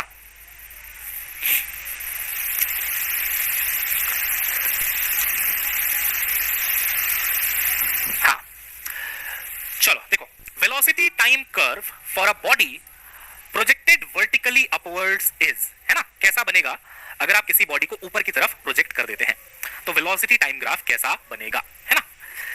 तो इसका आंसर है बेटा स्ट्रेट लाइन बनेगा। आइए बना के बताते हैं। वर्टिकल मोशन अंडर ग्रेविटी को याद करिए बच्चों, जब आप ऊपर फेंक देते हैं किसी चीज को, ऊपर फेंक देते हैं तो इनिशियल रफ्तार 10 है मान लो, थोड़ी देर बाद मान लो 7 हो गई, थोड़ी देर बाद मान लो 3 हो गई, फिर मान लो 2 हो गई, 1 हो गई, 0 हो गई, ऐसी होता है, कम होते जाता है ना, फेंकने के बाद वेलोसिटी कम होते जाता है। फिर ये यू टर्न मारता है, फिर ये 2 होगा, 3 होगा, 7 होगा, 10 होगा, लेकिन ऑपोजिट डायरेक्शन में होगा। तो अगर इसका बच्चों वीटी ग्राफ बनाया जाए, ये कई बार एग्जाम में आया है, ठीक है ना, इसका अगर वेलोसिटी वर्सेस टाइम ग्राफ बनाया जाए, तो देखो वेलोसिटी 10 है शुरू में, तो यहां कहीं से स्टार्ट होगी, यहां कहीं से स्टार्ट होगी, ऊपर जाते ही 0 हो जाता है, तो यहां पे एंड होगा, ये देखो ऐसे, ठीक है बेटा, यहां पे आके आपका 0 हो गया, ठीक है ना, इसको भूल जाओ, इसको ले लो, 0 हो गया। उसके बाद क्या होता है बेटा, 0 के बाद क्या होता है, 2 3 7 10, फिर बढ़ रहा है, लेकिन नेगेटिव साइन के साथ, क्योंकि velocity is a vector quantity. तो आगे का जो ग्राफ है वो ऐसे बनेगा, और यहां पे हो जाएगा आपका -10, ठीक है, ऐसे बनता है बेटा वीटी ग्राफ जब आप किसी पार्टिकल को ऊपर फेंक देते हो, ठीक है ना। तो 10 था, कम हुआ कम हुआ कम हुआ कम हुआ कम हुआ, यहां पर 0 हो गया, बढ़ता गया -10 हो गया। ये समझ में है ना, इधर पॉजिटिव इधर नेगेटिव क्यों है, क्योंकि जाते समय वेलोसिटी पॉजिटिव है, ऊपर है, और आते समय वेलोसिटी नेगेटिव है, ठीक है। अच्छा बच्चों, अगर मैं इसका एरिया निकालूं तो क्या मिलेगा, एरिया से मिलता है पिछला इंफॉर्मेशन, यानी कि डिस्प्लेसमेंट मिलेगा, है ना, एरिया से मिलता है पिछला इंफॉर्मेशन, बोले तो एरिया आएगा बच्चों 0, एरिया 0 है पिछला इंफॉर्मेशन, बोले तो डिस्प्लेसमेंट मिलेगा, तो एरिया आएगा बच्चों 0, एरिया आएगा बच्चों 0, एरिया 0 यानी कि डिस्प्लेसमेंट 0, और डिस्प्लेसमेंट 0 सही भी है, क्योंकि जहां से चले थे वहीं आ गए, है ना, जहां से चले थे वहीं आ गए। तो नोट्स में एक हेडिंग डाल लो, लिख लो VT graph when particle is projected upwards, ये उसका ग्राफ है, क्वेश्चन में आता है, एग्जाम में आता है बहुत ज्यादा, है ना, velocity time graph when particle is projected upwards, ठीक है, पार्टिकल प्रोजेक्टेड अपवर्ड्स, इधर है वेलोसिटी, इधर है टाइम, ग्राफ है ऐसा, ठीक है बच्चों। एक बार एग्जामिनर का माथा घूम गया, उसने माथा चढ़ गई, उसने वेलोसिटी टाइम के बजाय स्पीड टाइम पूछ लिया, स्पीड टाइम पूछ लिया, ठीक है। क्या फर्क है बच्चों वेलोसिटी और स्पीड में, सर वेलोसिटी वेक्टर क्वांटिटी है, पॉजिटिव भी हो सकती है नेगेटिव भी हो सकती है, लेकिन स्पीड का कोई डायरेक्शन नहीं होता, वो प्लस ही रहेगा, वो माइनस नहीं हो सकता। तो बेटा अगर यही ग्राफ में ये जो नेगेटिव वाला पार्ट है उसको पॉजिटिव में बना दिया जाए, तो ये ग्राफ ऐसा बन जाता है, डुक डुक डुक डुक, 10 से चले थे 10 पे गिरे, ठीक है, बोला था ना सेम लेवल पे सेम स्पीड होती है ना, ऊपर जाओ चाहे नीचे जाओ, ये देखो ऊपर जा रहे हो तो यहाँ पे 10 था, नीचे आते समय भी 10 था। अब वेलोसिटी के लिए वो 10 और -10 है, लेकिन स्पीड के लिए तो 10 है, स्पीड कहाँ -10 में बिलीव करता है, स्पीड कहता है मुझे नेगेटिव से क्या लेना देना, मेरा कोई नाता रिश्ता नहीं है नेगेटिव के साथ, मेरा ग्राफ इधर नहीं बनेगा, मेरा ग्राफ इसके ऊपर बनेगा ऐसे, है ना। तो स्पीड में आपका यहाँ पे आ जाता है ये चीज, ठीक है, जहाँ पे आपका स्पीड ऊपर जाते समय 1 था, नीचे आते समय भी 1 आ जाएगा, ये देखो दो जगह इंटरसेक्ट कर रहा है यहाँ पे और यहाँ पे, ठीक है बेटा। तो मैंने दोनों टाइप का ग्राफ पढ़ा दिया, and this is super important, particle projected upwards, velocity time graph, speed time graph, ठीक है बेटा। कौन मुझे बताएगा अगर ऐसा ग्राफ दे दिया गया आपको और पूछा गया कि बताओ इसका स्लोप कितना होगा, जी के बराबर, स्लोप गिव्स यू एक्सेलरेशन, और जब आप पार्टिकल को फेंक देते हो तो acceleration is equal to acceleration due to gravity, G के बराबर। हाँ नेगेटिव स्लोप है तो -g लिख लो, और आपने क्वेश्चन सॉल्व करते हुए देखा भी था कि नीचे की तरफ लगता था g, उसको ना माइनस लेते थे, है ना, इसलिए -g, ठीक है, स्लोप इज -g। तो ये बहुत इंपॉर्टेंट है बेटा, इससे क्वेश्चन बनता है, ठीक है ना। चलो अब मैं आपको कुछ होमवर्क वगैरह दूंगा, ठीक है, पहले ये देख लेते हैं। डिस्प्लेसमेंट टाइम ग्राफ है, एक्सेलरेशन 0 कब होगा,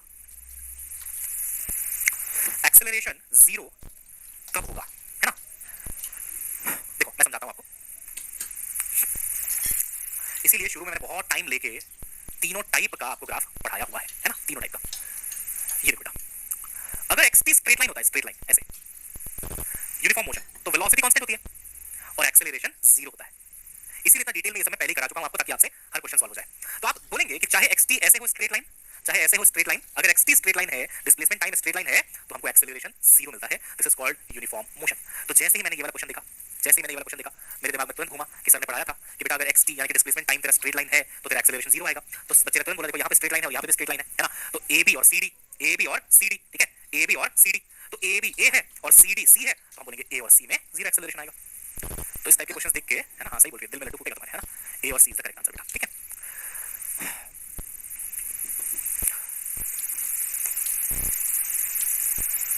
x बराबर 2t है मान लो, 2t यानी कि t की की पावर 1 हो गया, यानी कि ये स्ट्रेट लाइन है बेटा, ये स्ट्रेट लाइन है। अब देखना अगर x बराबर 2t है तो v मिलेगा 2, t का डिफरेंशिएशन 1 और एक्सेलरेशन मिलेगा 0। ये समझाना चाह रहा हूं मैं आपको कि अगर x आपका स्ट्रेट लाइन है तो एक्सेलरेशन तक आते आते मामला 0 पे सेट हो जाएगा। तो जैसे तुम स्ट्रेट लाइन देखोगे वैसे ही बोलोगे एक्सेलरेशन 0 है। और लास्ट क्लास में एक बात और मैंने समझाई थी तुमको बेटा कि अगर मान लो x बराबर है 2t स्क्वायर, ठीक है ना, 2t स्क्वायर, याद है वो क्वेश्चन नहीं करे थे, ढूंढना था कहां पे यूनिफॉर्म एक्सेलरेशन होगा। तो मैंने बोला था जिसमें भी x की पावर t की पावर मैक्सिमम 2 तक जा रही है वो आपका यूनिफॉर्म एक्सेलरेशन है, ठीक है। तो देखो t की पावर 2 तो v बनेगा आपका 4t, है ना, 2t हो गया डिफरेंशिएशन और 2 4t और एक्सेलरेशन आ जाएगा 4। ये है कांस्टेंट एक्सेलरेशन। 100 बात की एक बात, ये दो मोशन नीट के फेवरेट मोशन है। पहला ये वाला, इसको बोलते हैं बेटा यूनिफॉर्म मोशन। काहे बोलते हैं सर यूनिफॉर्म मोशन, क्यों बोलते हैं सर, क्योंकि वेलोसिटी कांस्टेंट होता है इसमें। और इसको बोलते हैं बेटा यूनिफॉर्मली एक्सेलरेटेड मोशन। क्यों ऐसा बोलते हैं सर, बेटा नाम में ही इसका काम छुपा हुआ है, क्योंकि एक्सेलरेशन कांस्टेंट होता है। अगर तुम इन दोनों को समझ लोगे ना बहुत अच्छे से तो तुम गलती नहीं करोगे। जब ढूंढना है यूनिफॉर्म एक्सेलरेटेड मोशन वाला तो याद रखो x जो है वो t स्क्वायर होना चाहिए, यानी कि पैराबोला होना चाहिए, t स्क्वायर यानी कि पैराबोला। तो अगर डिस्प्लेसमेंट टाइम पैराबोला है तो it will end up giving constant acceleration, this is called uniformly accelerated motion. लेकिन अगर डिस्प्लेसमेंट टाइम स्ट्रेट लाइन है तो it will end up giving zero acceleration, this is called uniform motion. Always keep these two things in mind, okay बेटा। तो हमारे को ढूंढना था इस क्वेश्चन में जीरो एक्सेलरेशन, हमने बोला स्ट्रेट लाइन ढूंढो, बस खत्म है, स्ट्रेट लाइन स्ट्रेट लाइन। कल के क्वेश्चन कुछ करवाए थे, ढूंढना था यूनिफॉर्म एक्सेलरेशन, हमने बोला जहां पे t की पावर 2 आ रही है मैक्सिमम, बस वही अपना यूनिफॉर्म एक्सेलरेशन होगा। डन है बेटा, यस। इसका या तो स्क्रीनशॉट ले लो या तो कॉपी में लिख लो, कुछ भी करो, लेकिन इससे आपके क्वेश्चंस निकलेंगे, ठीक है ना, और आसानी से निकलेंगे, देखते ही कर दोगे सॉल्व, देखते ही कर दोगे, ठीक है। चलो x अगर पैराबोला है तो a कांस्टेंट आएगा, x अगर स्ट्रेट लाइन है तो a जीरो आएगा। चलिए आगे बढ़ते हैं sir. A car starts from rest, ठीक है, रेस्ट से स्टार्ट करता है, हर एक लाइन इंपॉर्टेंट है। Car starts from rest, initial velocity 0, accelerates uniformly, a बराबर कांस्टेंट फॉर 4 सेकंड, 4 सेकंड तक ऐसा चलता है, and then moves with uniform velocity, बाद में यूनिफॉर्म वेलोसिटी आ जाती है। देख पहले यूनिफॉर्म एक्सेलरेशन फिर यूनिफॉर्म वेलोसिटी, मैंने क्या बोला था, ये फेवरेट है एग्जामिनर का, यूनिफॉर्म एक्सेलरेशन यूनिफॉर्म वेलोसिटी। तुम इन दोनों पे इतनी अच्छी पीएचडी करके जाओ कि तुमको पता रहेगा कि यही पूछने वाला एग्जामिनर। यूनिफॉर्म मोशन बोल रहा है, तुम हंस रहे हो, इस समय तो पूरा पीएचडी करा दिया, ये यूनिफॉर्म मोशन है, ये यूनिफॉर्म एक्सेलरेशन है। वो बोल रहा है घुमा फिरा के, अरे पहले यूनिफॉर्म एक्सेलरेशन है फिर बाद में यूनिफॉर्म वेलोसिटी है, बताओ एक्स टी ग्राफ कैसा बनेगा, मैं बताता हूं। यूनिफॉर्म एक्सेलरेशन में एक्स टी ग्राफ पैराबोला बनेगा और यूनिफॉर्म वेलोसिटी में x T graph straight line बनेगा। अब ढूंढ लो आंसर। और एक चीज और याद रखना, इनिशियल वेलोसिटी 0 गिवन है बेटा, वेलोसिटी 0 मतलब एक्स टी ग्राफ का स्लोप 0, बेटा वेलोसिटी 0 मतलब एक्स टी ग्राफ का स्लोप 0, ये भी पहले समझा चुका हूं तुम्हें। हां, वेलोसिटी 0 से पता चलता है कि स्लोप 0 होगा। यहां पे स्लोप 0 नहीं है, गलत बात। यहां पे स्लोप 0 नहीं है, गलत बात। यहां पे स्लोप 0 है, यहां पे स्लोप 0 है। ग्राफ कैसा बनना है बेटा, इसमें बनना है, देखो यूनिफॉर्म मोशन बनना है पैराबोला, इसमें बनना है बेटा स्ट्रेट लाइन। कौन सा ऑप्शन आया, डी, डी ऑप्शन। पहले पैराबोला फिर स्ट्रेट लाइन। जिस बच्चे को कांसेप्ट क्लियर नहीं है उसके सामने भगवान ब्रह्मा भी आ जाए ना, उसको समझ में नहीं आएगा कि ये हो क्या गया, ये हो क्या गया भाई, यहां पे कैसे कैसे समझूं मैं कि कहां क्या कैसे कर, कुछ नहीं समझ में आएगा, है ना। और कुछ बच्चे तो इस पे गलती करेंगे, बोलेंगे सर ये पैराबोला है, ये स्ट्रेट लाइन है, ये भी सही लग रहा है सर, ये पैराबोला है, ये स्ट्रेट लाइन है, सही तो लग रहा है सर। बेटा गलत है, क्यों, क्योंकि उसने बोला है रेस्ट से चला है, वेलोसिटी 0 है शुरू में, तो अगर शुरू में वेलोसिटी 0 है तो xt का जो स्लोप होगा वो भी 0 होना चाहिए। यहां पे आपका स्लोप 0 नहीं है, स्लोप यहां पे 0 आ रहा है। मजा आया, ऐसे ग्राफ पढ़ा था आज तक बेटा, ऐसे काइनेमेटिक्स आज तक नहीं पढ़ी तुमने। यस, थोड़ा सा मैं टाइम तुम्हारा ले रहा हूं but it is worth it बच्चों, इट इज वर्थ इट, है ना। Graph between square of velocity given है बेटा, ये देखो इधर आपका v स्क्वायर गिवन है, ठीक है, इधर आपको बेटा डिस्टेंस गिवन है और बोल रहा है एक्सेलरेशन निकाल के बताओ, है ना, acceleration of the particle in kilometre per hour बताना है, ठीक है। यूनिट का चक्कर नहीं है कुछ, ये किलोमीटर पर आवर का स्क्वायर में गिवन है, ये आपका किलोमीटर में गिवन है, ठीक है। तो आपको बताना है कि कितना एक्सेलरेशन होगा। अच्छा ग्राफ पढ़ के मैं आपको ब्रेक दूंगा ना, ग्राफ के क्वेश्चंस कराने के बाद मैं आपको एक छोटा सा ब्रेक दूंगा, डोंट वरी।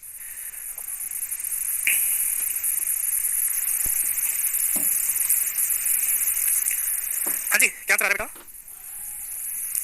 तुम्हें लग रहा होगा कितना कितना खतरनाक क्वेश्चन पूछा है हमसे, हां कितना खतरनाक क्वेश्चन पूछा है, ऐसा लग रहा होगा तुम्हें। पता है क्या पूछा है इसने, देखो तुम हंस दोगे, v स्क्वायर बराबर u स्क्वायर प्लस 2as होता है बेटा, v यानी कि फाइनल वेलोसिटी, उसका स्क्वायर, ये रहा, ये v स्क्वायर कितना है, ये ग्राफ है तो ये v स्क्वायर यानी फाइनल वेलोसिटी 900, उसका स्क्वायर है ना 900। अब इसका स्क्वायर मत कर देना, ये ऑलरेडी v स्क्वायर ही है तुमको, u स्क्वायर यानी कि 4600, 2as यानी कि डिस्प्लेसमेंट, ये देखो यहां से लेके यहां तक 0.6, सारी वैल्यूज डाल दो आंसर आ जाएगा।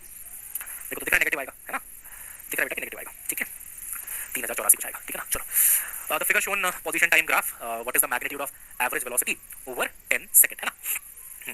करो तो बेटा इसको, 10 सेकंड तक एवरेज वेलोसिटी निकालनी है।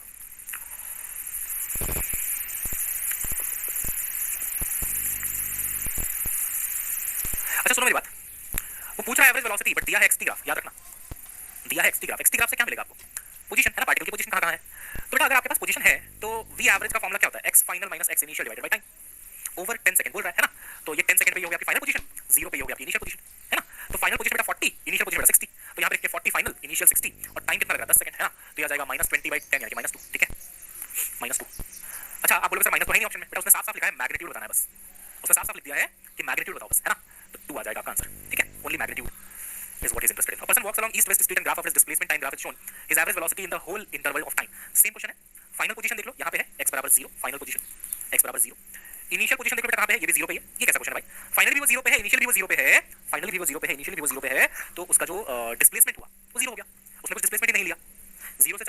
गया। अब अगर डिस्प्लेसमेंट ही नहीं है तो एवरेज वेलोसिटी जीरो आएगी, है ना।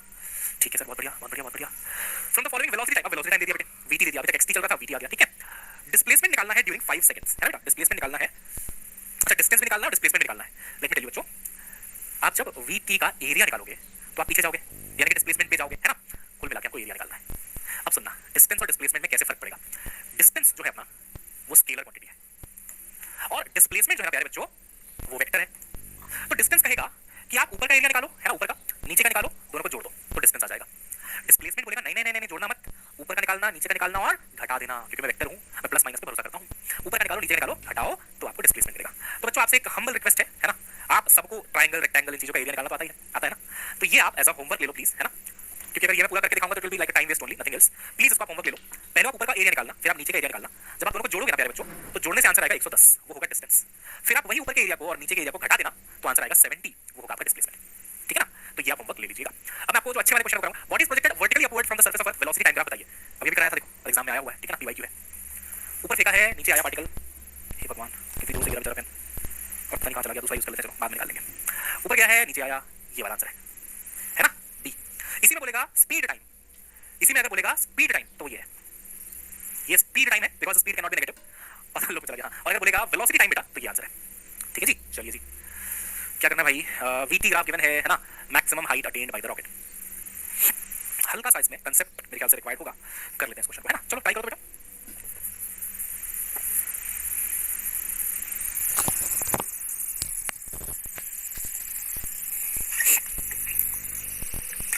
बस बेटा होने वाला है ना, ये खत्म होने वाला है। तो मैंने कहा सर ने 2 घंटा खाली ग्राफ पढ़ा दिया, तो तुम ये भी तो देखो कि ग्राफ से कुछ भी पूछ लेगा वो, तो आंसर भी तो करके आओगे, है ना, मार्क्स भी तो मिलेंगे।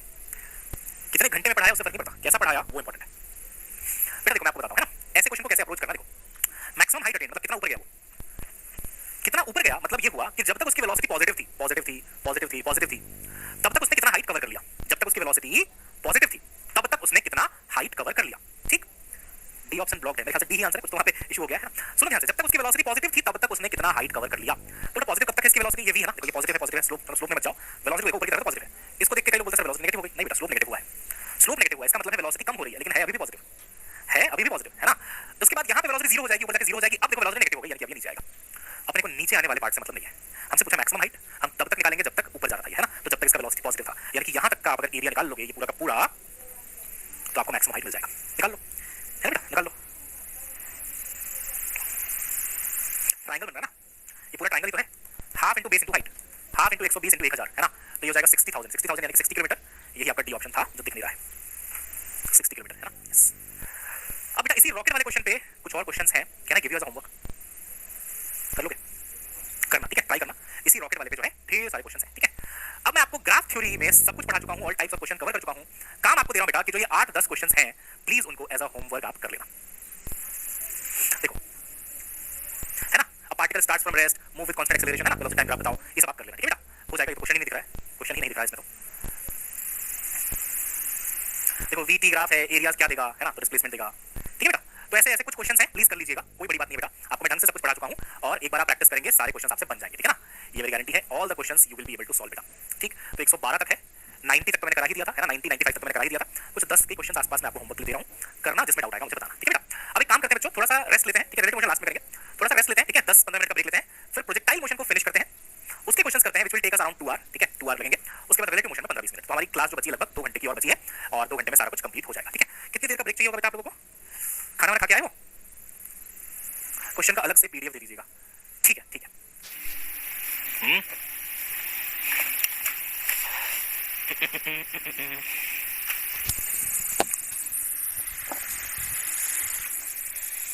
चलो प्रोजेक्टाइल मोशन शुरू करते हैं, है ना।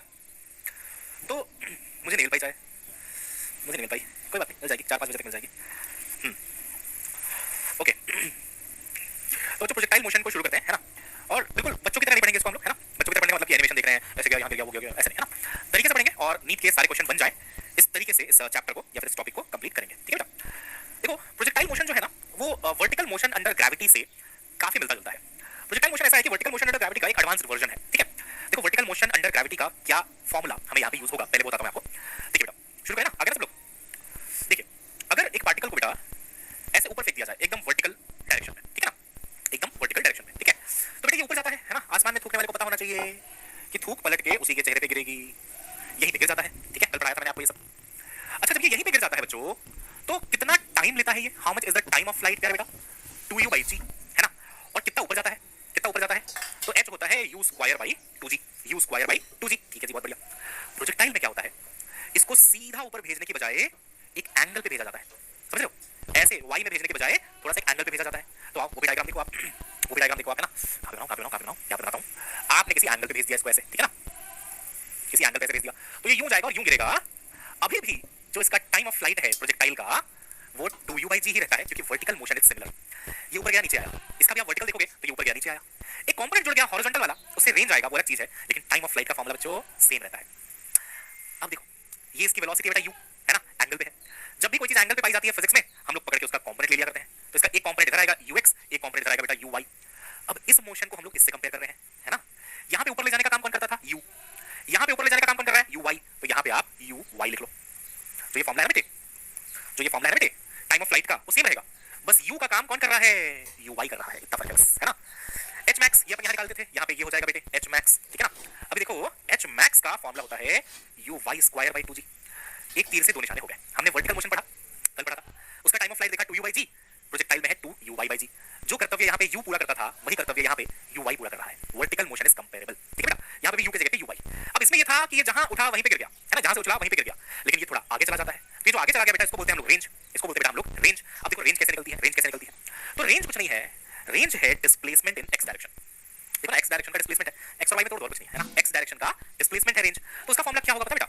uxt plus half axt square, ut plus half at square. बस u की जगह पे ux आ जाएगा इसमें, a की जगह पे ax आ जाएगा इसमें। तो बेसिकली टाइम ऑफ फ्लाइट में u हटाओ uy लगाओ, h में u हटाओ uy लगाओ, लेकिन रेंज में ux लगाओ, क्योंकि रेंज हॉरिजॉन्टल डायरेक्शन में है। रेंज कहाँ है बेटा? हॉरिजॉन्टल डायरेक्शन में है। ये थोड़ा सा एक जो है ना, मैंने आपको इंट्रोडक्शन भी दे दिया और 3 फॉर्मूले भी सिखा दिए। आसान कर रहा हूँ आपके लिए बहुत ज्यादा, है ना? ताकि अगर आपने बेटा वर्टिकल मोशन पढ़ा हुआ है ना, तो आपको प्रोजेक्टाइल मोशन आसान सा लगे, ठीक है? अब आइए ux कितना है, uy कितना है, ax कितना है, ay कितना है, उस पर बात करते हैं। Let us begin projectile motion. देखो बेटा, एक पार्टिकल था, ऐसे फेंका, ये ऐसे गया, यहाँ पे गिर गया, है ना बेटे? बिल्कुल सर। अब देखना, ये था u, ये है थीटा। तो बेटे जो ये x निकालोगे आप, ux निकालोगे, है ना? जो आप ux निकालोगे, ये इसका cos कंपोनेंट होगा क्या? हाँ, ये देखो ना, जहाँ पे एंगल बनता है उसको बोलते हैं cos कंपोनेंट। तो मैं यहाँ पे लिखता हूँ कि भाई ux की वैल्यू होगी u cos theta. Done sir. अच्छा, अब ux निकाला है तो uy भी निकालेंगे, वरना uy को बुरा लग जाएगा, है ना बच्चों? तो देखो ये हो गया आपका uy, और uy का फॉर्मूला होगा u sin थीटा, है कि नहीं भाई? है ना जी? बिल्कुल सर, बिल्कुल सर। ये cos, ये sin, ये cos, ये sin। हाँ, अब देखना, मेरी बात ध्यान से सुनना बेटे। एक्सेलरेशन किधर होगा बच्चों इसमें? एक्सेलरेशन सर नीचे की तरफ होगा, एक्सेलरेशन ड्यू टू ग्रेविटी। तो अगर मैं लिखना चाहूं कि what is the value of ay, तो आंसर आएगा -g। सर माइनस का लॉजिक समझाओ बेटा, डायरेक्शन नीचे की तरफ है ना? डायरेक्शन नीचे की तरफ है, नीचे की तरफ होगा अगर डायरेक्शन, तो हम बोलेंगे माइनस। अब कौन मुझे बताएगा what is the value of ax? x में कितना एक्सेलरेशन है? आंसर है 0। आंसर है 0। There is no acceleration in the x direction. सबसे अच्छी बात ये प्रोजेक्टाइल की कि जो एक्सेलरेशन होता है वो y में होता है। अब जैसे मैं यहाँ पे उछल रहा हूँ, कूद रहा हूँ, कुछ भी कर रहा हूँ, तो मेरे ऊपर एक्सेलरेशन किधर लग रहा है? ग्रेविटी किधर लग रही है? नीचे की तरफ, है ना? और कोई एक्सेलरेशन थोड़ी ना बेटा, है ना? फेंकने के बाद और कोई एक्सेलरेशन तो है नहीं, ओनली ग्रेविटी इज देयर, और कोई एक्सेलरेशन नहीं है, एयर ड्रैग नेगलेक्टेड है। तो x का एक्सेलरेशन 0 होगा। सर अगर x का एक्सेलरेशन 0 होगा, तो इससे एक बात समझ में आती है कि भाई x की वेलोसिटी कांस्टेंट होगी, बिकॉज़ वेलोसिटी जब कांस्टेंट होती है तभी तो एक्सेलरेशन 0 होता है। या फिर उल्टा कह लो, एक्सेलरेशन अगर कांस्टेंट है तो वेलोसिटी चेंज नहीं हो सकती, है ना? तो कहीं पे भी आप वेलोसिटी निकालो, यहाँ पे निकालो ux मिलेगा, टॉप मोस्ट पे निकालो ux मिलेगा, यहाँ पे निकालो ux मिलेगा, ठीक है ना? तो आप लिख सकते हो बेटा कि चूंकि acceleration in x direction is 0, velocity in x direction will remain constant. लेकिन बहुत बड़ा लेकिन, क्या y में भी ऐसा है? क्या y की वेलोसिटी भी कांस्टेंट है? ना ना ना ना, y में अच्छी खासी वेलोसिटी थी शुरू में जब हमने फेंका, ग्रेविटी ने बोला जाता है तू कहां, वापस लौट के आ जा यहां। तो y की वेलोसिटी ग्रेविटी की वजह से कम होती जाएगी, यहां कम हो गई, कम हो गई और कम हो गई। टॉप मोस्ट पॉइंट पे पहुंचते पहुंचते बेटा वेलोसिटी इन y 0 हो जाता है। टॉप मोस्ट पॉइंट पे, है ना? टॉप मोस्ट पॉइंट पे, टॉप मोस्ट पॉइंट पे वेलोसिटी इन y डायरेक्शन बिकम्स 0 कंप्लीटली, पूरा पूरा 0 हो जाता है, कुछ नहीं बचता है। उसके बाद ये पार्टिकल नीचे आएगा तो डाउनवर्ड डाउनवर्ड डाउनवर्ड। यहां बताओ तो कितनी वेलोसिटी होगी? जितनी यहाँ थी uy, लेकिन नीचे की तरफ, याद है ना? जो चीज जितने जोर से ऊपर फेंकोगे उतनी ही वेलोसिटी से नीचे भी गिरेगा, एयर ड्रैग नेगलेक्टेड है, ठीक है? तो अगर आपने uy से फेंका है तो माइनस uy से नीचे भी आएगा वो। तो ये बेटा कुछ कुछ बेसिक सी चीजें हैं, ठीक है? ux का फॉर्मूला हो गया, uy का फॉर्मूला हो गया, ay हो गया, ax हो गया, ये सब थोड़ा थोड़ा बेसिक आइडिया रहना चाहिए। हॉरिजॉन्टल वेलोसिटी हमेशा सेम रहती है, चेंज नको होती है, ठीक है? अब आते हैं यहाँ पे, देखो time of flight done, height max done, range पे आओ, रेंज पे आओ। ax बोलो बेटा कितना है ax? बोलो बोलो बोलो बोलो। सर अभी भी देखा था 0 है सर, 0 है, तो ये पूरा का पूरा 0 हो गया, पूरा का पूरा बच्चों 0 हो गया। तो range will be ux into t, ux into t। अब टी कितना है, टाइम ऑफ फ्लाइट कितना है, 2u/g, उसको यहाँ पे डाल दो बेटे, तो रेंज आ जाएगा 2u/g into ux, तो it will be 2ux/uy upon g, 2ux/uy upon g, ठीक है बेटा।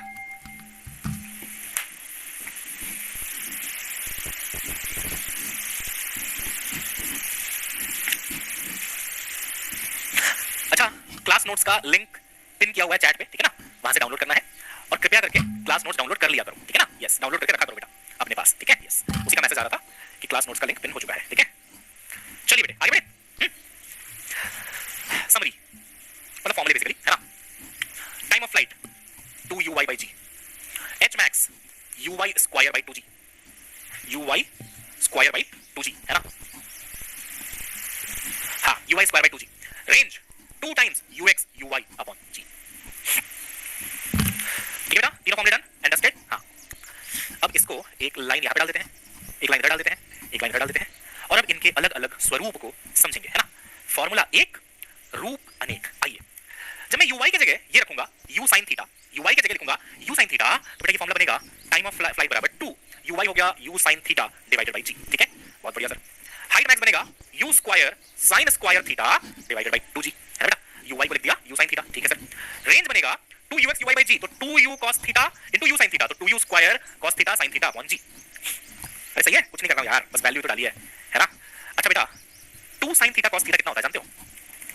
2 sin थीटा cos थीटा होता है sin 2 थीटा, हाँ सर जानते हैं, sin 2 थीटा होता है सर। तो रेंज का एक और फॉर्मूला बनेगा u square sin 2 theta upon g। Formula notes तैयार, बहुत ज्यादा फॉर्मूले नहीं है ना, अभी इक्वेशन ऑफ ट्रैजेक्टरी वगैरह आएगा, बट टाइम ऑफ फ्लाइट के लिए ये 2, हाइट मैक्स के लिए ये 2 और रेंज के लिए ये 3 आपको याद होना चाहिए, ठीक है। चलो लिखो लिखो लिखो लिखो बेटा, प्रोजेक्टाइल मोशन आसान टॉपिक है, फॉर्मूला याद होना चाहिए, सारे क्वेश्चन बनेंगे, ठीक है ना, सारे क्वेश्चन बनेंगे बेटा। अच्छा, इसी में दो बातें और लिखवा देता हूं, दो बातें और लिखवा देता हूं। रेंज की वैल्यू मैक्सिमम होती है जब sin 2 थीटा 1 हो जाता है, और sin 2 थीटा 1 होगा 2 थीटा बराबर 90 पे, यानी थीटा बराबर 45 पे। तो रेंज मैक्सिमम होता है थीटा बराबर 45 पे, ये याद रखना है, ठीक है ना। आपने वो नीरज चोपड़ा को देखा होगा ना, उन्होंने जैवलिन थ्रो किया था, गोल्ड लेके आए थे हमारे लिए, तो लगभग 45 के आसपास पे फेंका था उन्होंने, तभी इतना दूर गया था, है ना। यस, 45 डिग्री पे फेंकोगे बहुत दूर जाके गिरेगा पार्टिकल, ठीक है। रेंज की वैल्यू सेम होती है कॉम्प्लीमेंट्री एंगल्स के लिए, कॉम्प्लीमेंट्री एंगल्स के लिए। कॉम्प्लीमेंट्री क्या होते हैं सर? एक थीटा, एक 90 माइनस थीटा। जैसे कि थीटा ले लो 30, तो 90 माइनस थीटा आएगा 60। कुल मिलाकर दो एंगल जिनको जोड़ने से 90 आ जाए, 30 60 को ऐड करने से 90 आ जाएगा, इनके लिए बेटा रेंज बराबर होता है, इनके लिए बेटा रेंज बराबर होता है। और इसमें बहुत सारी पॉसिबिलिटीज बन सकती हैं, है ना, 20 70 बन सकता है, बहुत सारे बन सकते हैं, सारा लिखने की जरूरत नहीं है बेटा। सेम रेंज आता है for complementary angles, maximum range आता है फॉर 45 डिग्री एंगल, ठीक है। जल्दी से स्क्रीनशॉट ले लो, वरना ये मिट जाएगा, मिटेगा तो नहीं, स्लाइड चेंज हो जाएगा। और अगर स्क्रीनशॉट लेने पे भरोसा नहीं रखते हो तो लिख लो, है ना, लिख लो। जितना ज्यादा क्वेश्चन करोगे उतना ज्यादा फायदे में रहोगे आप, है ना। प्रोजेक्टाइल में पढ़ाने के लिए कम, क्वेश्चन कराने के लिए ज्यादा चीजें हैं, ठीक है बेटा। सारे फॉर्मूले हो गए, फॉर्मूला नोट बन गया आपका। यस बच्चों, चलो बहुत बढ़िया। जल्दी है क्या, 9 से 12। At the top of the trajectory of the projectile, the direction of velocity and acceleration are perpendicular to each other. देखो होता क्या है, टॉप ट्रैजेक्टरी पे,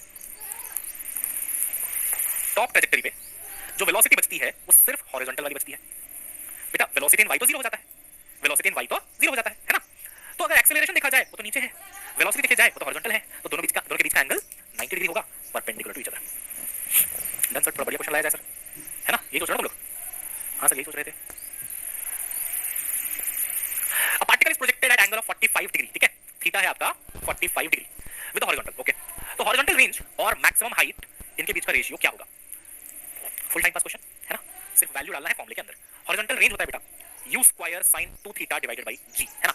तो थीटा डालोगे 45, तो ये बन जाएगा आपका 90 sin 90 sin 91, तो ये आएगा u square by g। Height max होता है बेटा u square sin square theta upon 2g, है ना, uy स्क्वायर बाय 2g। तो हम लिखेंगे u स्क्वायर sin 45 यानी कि 1/√2, 1/√2 का स्क्वायर हो गया 1/2 अपॉन 2g, ठीक है। तो ये बन जाएगा आपका u स्क्वायर बाय 4g। अब दोनों का रेशियो ले लो आप, ठीक है ना, दोनों का रेशियो ले लो, 4:1 आ जाएगा, ठीक है। इसमें 1/4 का फैक्टर है ना, तो जब आप r/h करोगे, r अपॉन h करोगे, तो ये आ जाएगा आपका 4:1, ठीक बेटा। अच्छा, अब अपना थोड़ा सा एक्सपर्टाइज डालने का समय आ गया है। देखो, इन्होंने एंगल बोला है 45, राइट, लेकिन कई बार हमने नीट में एनालाइज किया है, जेई में एनालाइज किया है कि एक क्वेश्चन आता है एंगल गिवन नहीं रहता बेटा, लेकिन रेशियो ऑफ या तो h/r पूछते हैं या तो r/h पूछते हैं और बोलते हैं इसका डायरेक्ट फार्मूला बताओ। डायरेक्ट फार्मूला देखो कैसे आएगा, इनडायरेक्ट तरीके से आएगा। h की वैल्यू डालो u square sin square theta upon 2g upon range डालो बेटा, तो u square sin 2 theta divided by g, solve करो, ठीक है। ये बाय ये, तो u square sin square theta divided by g into ये ऊपर आ गया, 2g है ना, 2g है, ये g ऊपर आ गया, g ऊपर आ गया, नीचे आ गया आपका u स्क्वायर sin 2 थीटा। अच्छा, sin 2 थीटा को लिख सकते हैं 2 cos थीटा sin थीटा, अभी बताया था बेटे, 2 sin थीटा cos थीटा, ठीक है सर। u स्क्वायर ने u स्क्वायर को मारा, g ने g को मारा, sin स्क्वायर थीटा में से एक sin थीटा कैंसिल हो गया, बचा एक sin थीटा और नीचे बचा cos थीटा और नीचे बचा 2 2 4। तो ये आंसर आता है बेटा tan थीटा अपॉन 4। ये आ रहा है बच्चों tan थीटा by 4 है ना, tan थीटा by 4। ये होता है आपका h अपॉन r का डायरेक्ट रिलेशन। अगर ये याद रह जाए it can save some time. अगर h by r इतना है तो r by h कितना होगा सर? r by h हो जाएगा 4 अपॉन tan थीटा सर, है ना। अच्छा 4 तो चलो 4 है ना, 4 तो चलो 4 है। tan theta 1 upon tan theta क्या होता है sir? cot theta, cot theta है ना। तो 4 cot थीटा। तो आज के बाद अगर कोई आपसे पूछने की जरूरत करे कि बता h by r कितना है प्रोजेक्टाइल में, आप सिंपल बोलेंगे tan theta upon 4, tan theta upon 4, ठीक है बेटा। इस तरीके से आपको याद रखना है। चलिए आगे बढ़ते हैं। tan थीटा by 4 ये क्वेश्चन होमवर्क के लिए है। एक को 30 पे भेजा, एक को 60 पे भेजा, ये निकालो रेशियो निकालो, मैं निकाला, मैं बेटा क्वेश्चन करवाऊंगा, है ना। ये अच्छा क्वेश्चन है, इसको समझते हैं, ठीक है। देखो इसमें क्या है, पहले क्वेश्चन समझा देता हूं फिर आपको दिखाऊंगा, है ना। इसमें बोलता है बेटे कि एक प्रोजेक्टाइल ऐसे है ना, और एक ऐसे है, दो प्रोजेक्टाइल्स है बेटा, ऐसे और ऐसे। इनका जो मैक्सिमम हाइट है बच्चों वो सेम है, दोनों सेम हाइट तक जाते हैं, लेकिन रेंज अलग अलग है, रेंज इनकी अलग अलग है। तो देखो क्या बोलता है, two stones are projected from level ground, trajectories of two stones are shown in figure, ठीक है।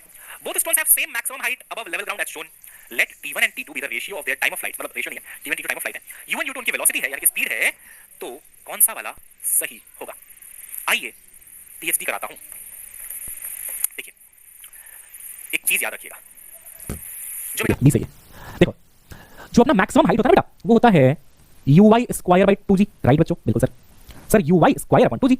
इस क्वेश्चन में दिया है कि इसकी हाइट और इसकी हाइट बराबर है, हाइट बराबर है। अच्छा अगर हाइट बराबर है तो मैं लिख सकता हूं h1 बराबर h2, यानी कि uy1 स्क्वायर बाय 2g बराबर uy2 स्क्वायर बाय 2g। हां सर सही लिख रहे हो sir, uy1 square by 2g बराबर uy2 square by 2g। 2g ने 2g को मारा, स्क्वायर स्क्वायर गायब, मेरे को मिला uy1 बराबर uy2। हमारे कुछ नमूने इसको u1 बराबर u2 समझने की गलती कर बैठते हैं, तो उनका आंसर डी आ जाता है, जो कि गलत है। u1 u2 का बराबर होना गलत बात है, uy1 uy2 का बराबर होना गलत बात है।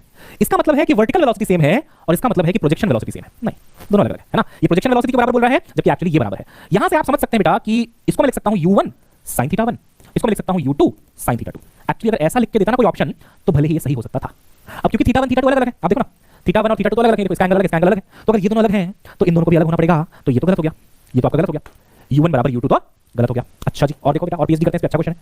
अब देखना, अगर मैं टाइम ऑफ फ्लाइट के बारे में बात करूं तो फॉर्मूला होता है बेटा 2uy/g। हाँ करो हाँ सर, uy तो सेम है दोनों का, uy सेम है, हाँ 2 तो बचपन से सेम है, और g एक कांस्टेंट है, यूनिवर्सल है ना, यूनिवर्सल नहीं बोल सकते, एक कांस्टेंट है, g बराबर 9.8 फॉर अर्थ सरफेस। तो यहाँ जब सब कुछ सेम है, सब कुछ सेम है, uy भी सेम है, 2 भी सेम है, g भी सेम है, तो टाइम ऑफ फ्लाइट अलग कैसे हो सकता है? टाइम ऑफ फ्लाइट तो सेम होगा। अरे बुझे कि नहीं बुझे सर, है ना बेटा? बिल्कुल बिल्कुल ठीक है। तो t1 बराबर t2 आंसर है, ओके।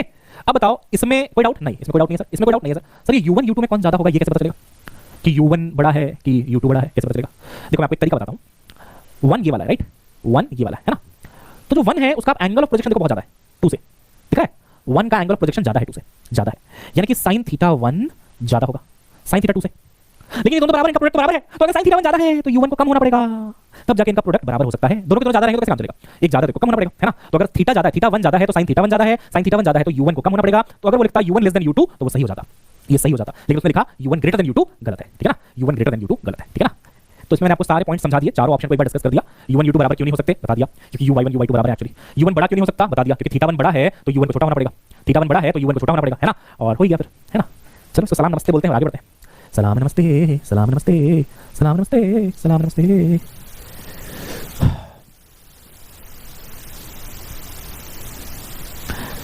यहां पे 2 इक्वेशन दिख रहे होंगे बेटा, दिख रहे हैं क्या?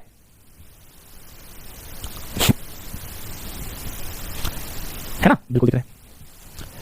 इसको बोलते हैं बच्चों इक्वेशन ऑफ ट्रैजेक्टरी। जैसे मान लो एक स्ट्रेट लाइन है तो उसका इक्वेशन क्या होता है? y बराबर mx प्लस c, है ना। इसमें x डालोगे y मिलेगा, इसमें आप x डालोगे आपको y मिलेगा। तो प्रोजेक्टाइल मोशन ने बोला कि एक तुच्छे से स्ट्रेट लाइन के पास भी अपना एक इक्वेशन है जिसमें x डालो तो y मिलता है, और मैं इतनी बड़ी चीज प्रोजेक्टाइल मोशन नाम है मेरा, और मेरे पास कोई इक्वेशन नहीं है जिसमें x डालो y निकल जाए। ये तो ज्यादती हो रही है मेरे साथ। हमने बोला डरो मत, तुम्हारा इक्वेशन भी है, थोड़ा लंबा है, थोड़ा बच्चों को हल्का फुल्का परेशान कर सकता है, बट डरने की आवश्यकता नहीं है बेटा, है ना। 2 sin थीटा cos थीटा हो जाएगा, हाँ सही है, 2 sin थीटा cos थीटा हो जाएगा, sin sin कैंसिल हो जाएगा, cos स्क्वायर हो जाएगा, बिल्कुल सही है। तो ये है बेटा, यहां पे लिख देता हूं अलग से, y बराबर x tan theta minus gx square upon 2u square cos square theta. ये 2 यहां पे गलत लिखा है, cos 2 थीटा नहीं होता है, ठीक है ना। इसको मैं यहां पे सुधार देता हूं, प्रिंटेड मटेरियल में थोड़ा मिस्टेक हो जाता है कई बार, क्योंकि जो टाइप करते हैं उनको फिजिक्स नहीं आती है, हमको खाली टाइप करना आता है ना, तो कई बार वो गड़बड़ कर देते हैं टाइप करने में। cos स्क्वायर थीटा, ठीक है बेटा, x tan theta minus gx square upon 2u square cos square theta. अभी जब मैं आपको क्वेश्चंस कराऊंगा तो आप देखेंगे कि कैसे इसका इस्तेमाल किया जाता है, ठीक है ना।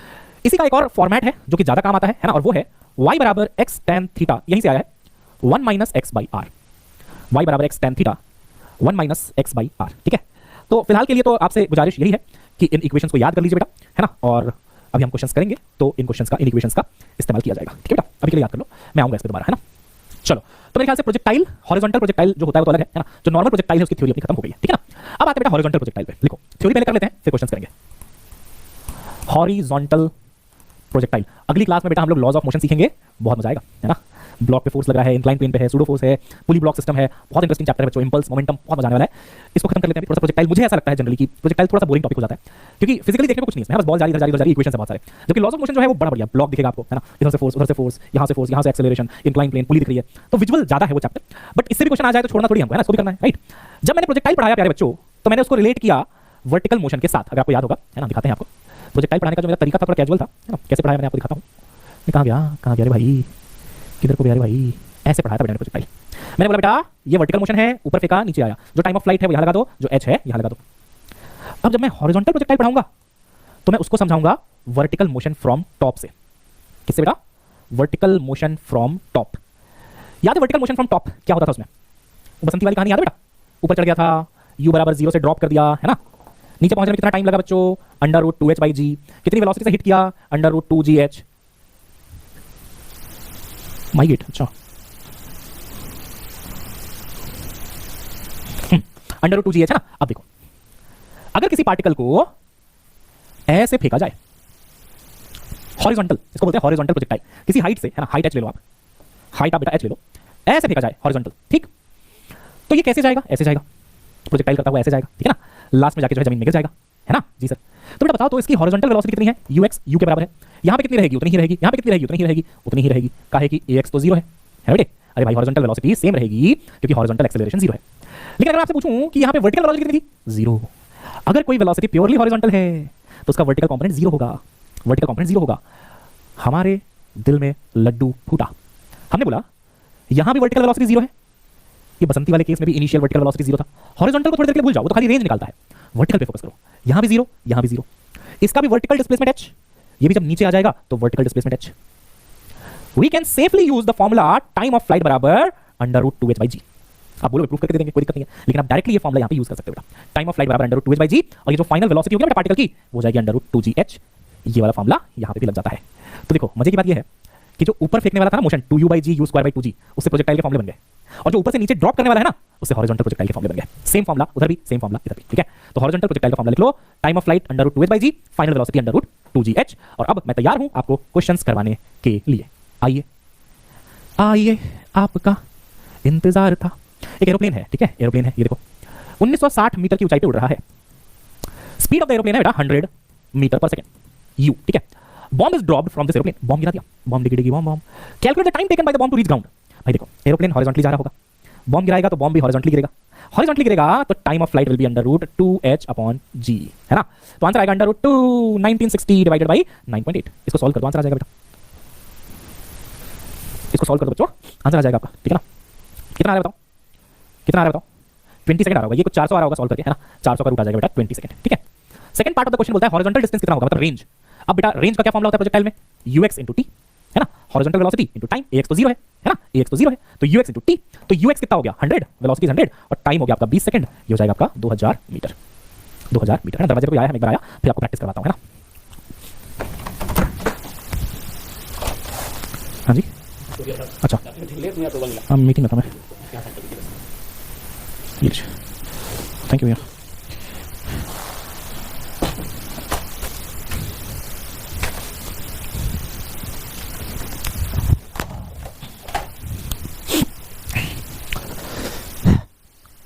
मीटिंग में था ना। अब क्या बताएं कि क्लास ले रहा था या क्या कर रहा था? डिलीवरी वाला था। क्या बहुत बहुत लेट में अप्रूवल दिया आप?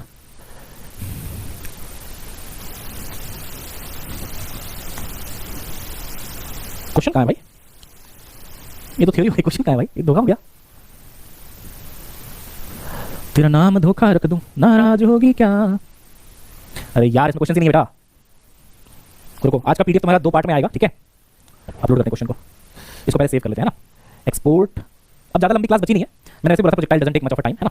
तो मैं यहाँ पे लिख लेता हूँ क्या, काइनेमेटिक्स इन 2D, kinematics 2D class notes, ठीक है ना। इसको अपन सेव कर लेते हैं, ये सेव होने में कितना टाइम लगता है इसको, तब तक मैं क्वेश्चन अपलोड करता हूँ, जस्ट अ सेकंड।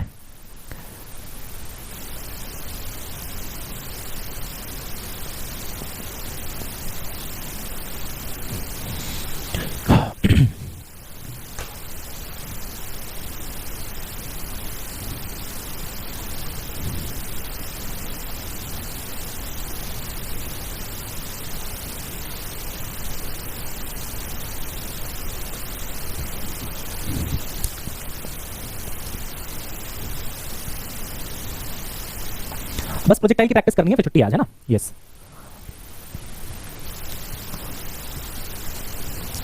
मालिक, ऐसा ना करो, सेव हो जाओ, इतना टाइम, बाप रे। क्या छोड़ो, और बताओ, अपन बात करते हैं आपस में। अरे रिलेटिव तो 10 मिनट का टॉपिक है, वो भी होगा, है ना, डोंट वरी। और बताओ क्या चल रहा है लाइफ में। 69 79 क्वेश्चन समझा देना प्लीज। अच्छा ठीक है, अभी समझा देंगे। रिवर बोट रेनमैन सिलेबस में नहीं लिखा है ना, नहीं लिखा सिलेबस में, प्रोजेक्टाइल लिखा है बस, और रिलेटिव इन 1D लिखा है, ठीक है ना। तो इस ये 2D के 2D में ये कुछ क्वेश्चन थे ना, पहले ये कर लेते हैं ना बेटा, तब तक वो डाउनलोड हो जाएगा। हाँ आ जाओ। इस क्वेश्चन में बोला गया है बच्चों कि अ body is moving with velocity 30 towards east, है ना। तो सनी पाजी निकले, गाना चल रहा था, मैं निकला ओ गड्डी लेके, 30 की स्पीड से वो ईस्ट की तरफ गए। 10 सेकंड बाद रास्ते पे उस सड़क पे एक मोड़ आया और वेलोसिटी 40 हो गया नॉर्थ की तरफ। सनी पाजी ऐसे जा रहे थे, है ना, अचानक से उनको हीरोइन दिख गई इस तरफ जाते हुए, मुड़ गए बिल्कुल, ठीक है। तो इधर हो गया बेटा 40 मीटर पर सेकंड नॉर्थ की तरफ, ठीक है ना, नॉर्थ की तरफ। तो पूछ रहा है कि एवरेज एक्सेलरेशन किधर होगा, और इसका मैं आपको ऑप्शन यहाँ पे दिख नहीं रहा, मैं ऑप्शन बना देता हूँ, ठीक है, ए बी सी डी, ठीक है।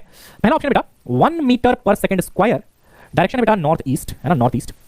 1 मीटर पर second square north west, 5 metre पर सेकंड स्क्वायर नॉर्थ ईस्ट, या 5 मीटर पर सेकंड स्क्वायर नॉर्थ वेस्ट। आओ जरा पोल करते हैं, आओ तो आओ, कबूतर को लाते हैं लोग चारा देते समय, आओ आओ आओ आओ आओ, लो कबूतरों करो पोल।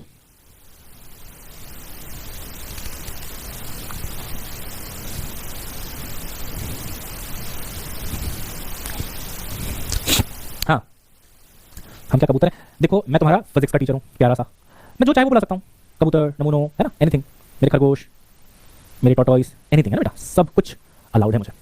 अब body moving velocity 30 towards east, 10 second बाद 40 टुवर्ड्स नॉर्थ, एवरेज एक्सेलरेशन बताइए। आइए देखें क्या गुल खिलाया है तुम लोगों ने। ये कौन सी डायरेक्शन है, ईस्ट, है ना, ये ईस्ट है, और ये कौन सी डायरेक्शन बेटा, नॉर्थ है ना, ठीक है, नॉर्थ है।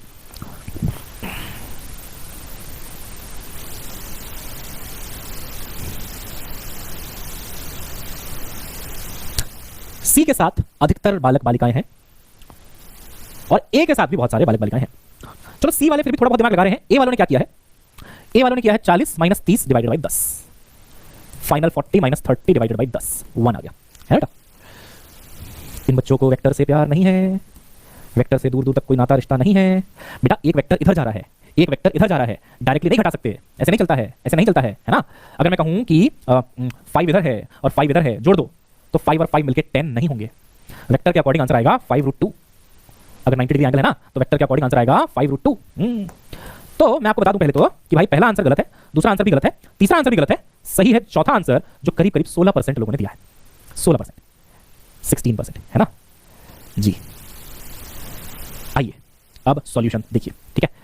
पहले थोड़ा सा लॉजिक की बात करते हैं, ठीक है ना, लॉजिक की बात करते हैं। आप कह रहे हो कि पहले लड़का इधर जा रहा था और बाद में लड़के की वेलोसिटी इधर हो गई, ये ईस्ट है ये नॉर्थ है, तो आप कह रहे हो कि एक्सेलरेशन किधर होगा, नॉर्थ ईस्ट में होगा, है ना। तो नॉर्थ ईस्ट मतलब एक्सेलरेशन इधर होगा, ये तो कह रहे हो यार, अरे यार ये तो कह रहे हो भाई, पहले ईस्ट था ये नॉर्थ है, तो नॉर्थ ईस्ट में तो एक्सेलरेशन कह रहे हो ना।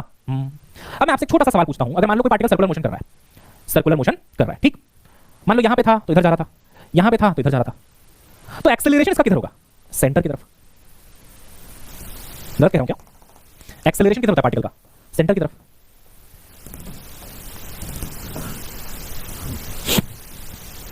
ये ईस्ट है ये नॉर्थ है, क्या एक्सेलरेशन नॉर्थ ईस्ट है, नहीं नॉर्थ वेस्ट है, नॉर्थ वेस्ट है।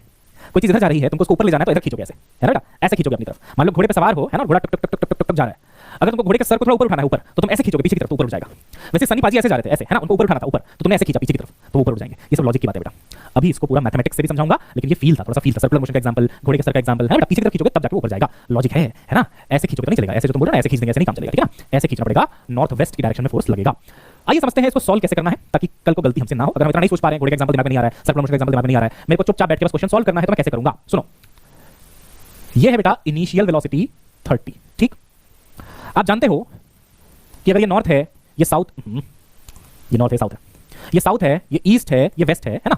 अगर इसी को आई जे के के साथ कंपेयर किया जाए, आई कैप जे कैप के कैप है ना बेटा, तो ये हो जाएगा आपका आई कैप वेक्टर के अकॉर्डिंग है ना, यूनिट वेक्टर इन एक्स डायरेक्शन, ये हो जाएगा आपका जे कैप, ठीक है। तो क्या मैं कह सकता हूं कि जो इनिशियल वेलोसिटी है वो आई कैप की डायरेक्शन में है, हाँ, और जो फाइनल वेलोसिटी है 40, फाइनल वेलोसिटी वो जे कैप की डायरेक्शन में है।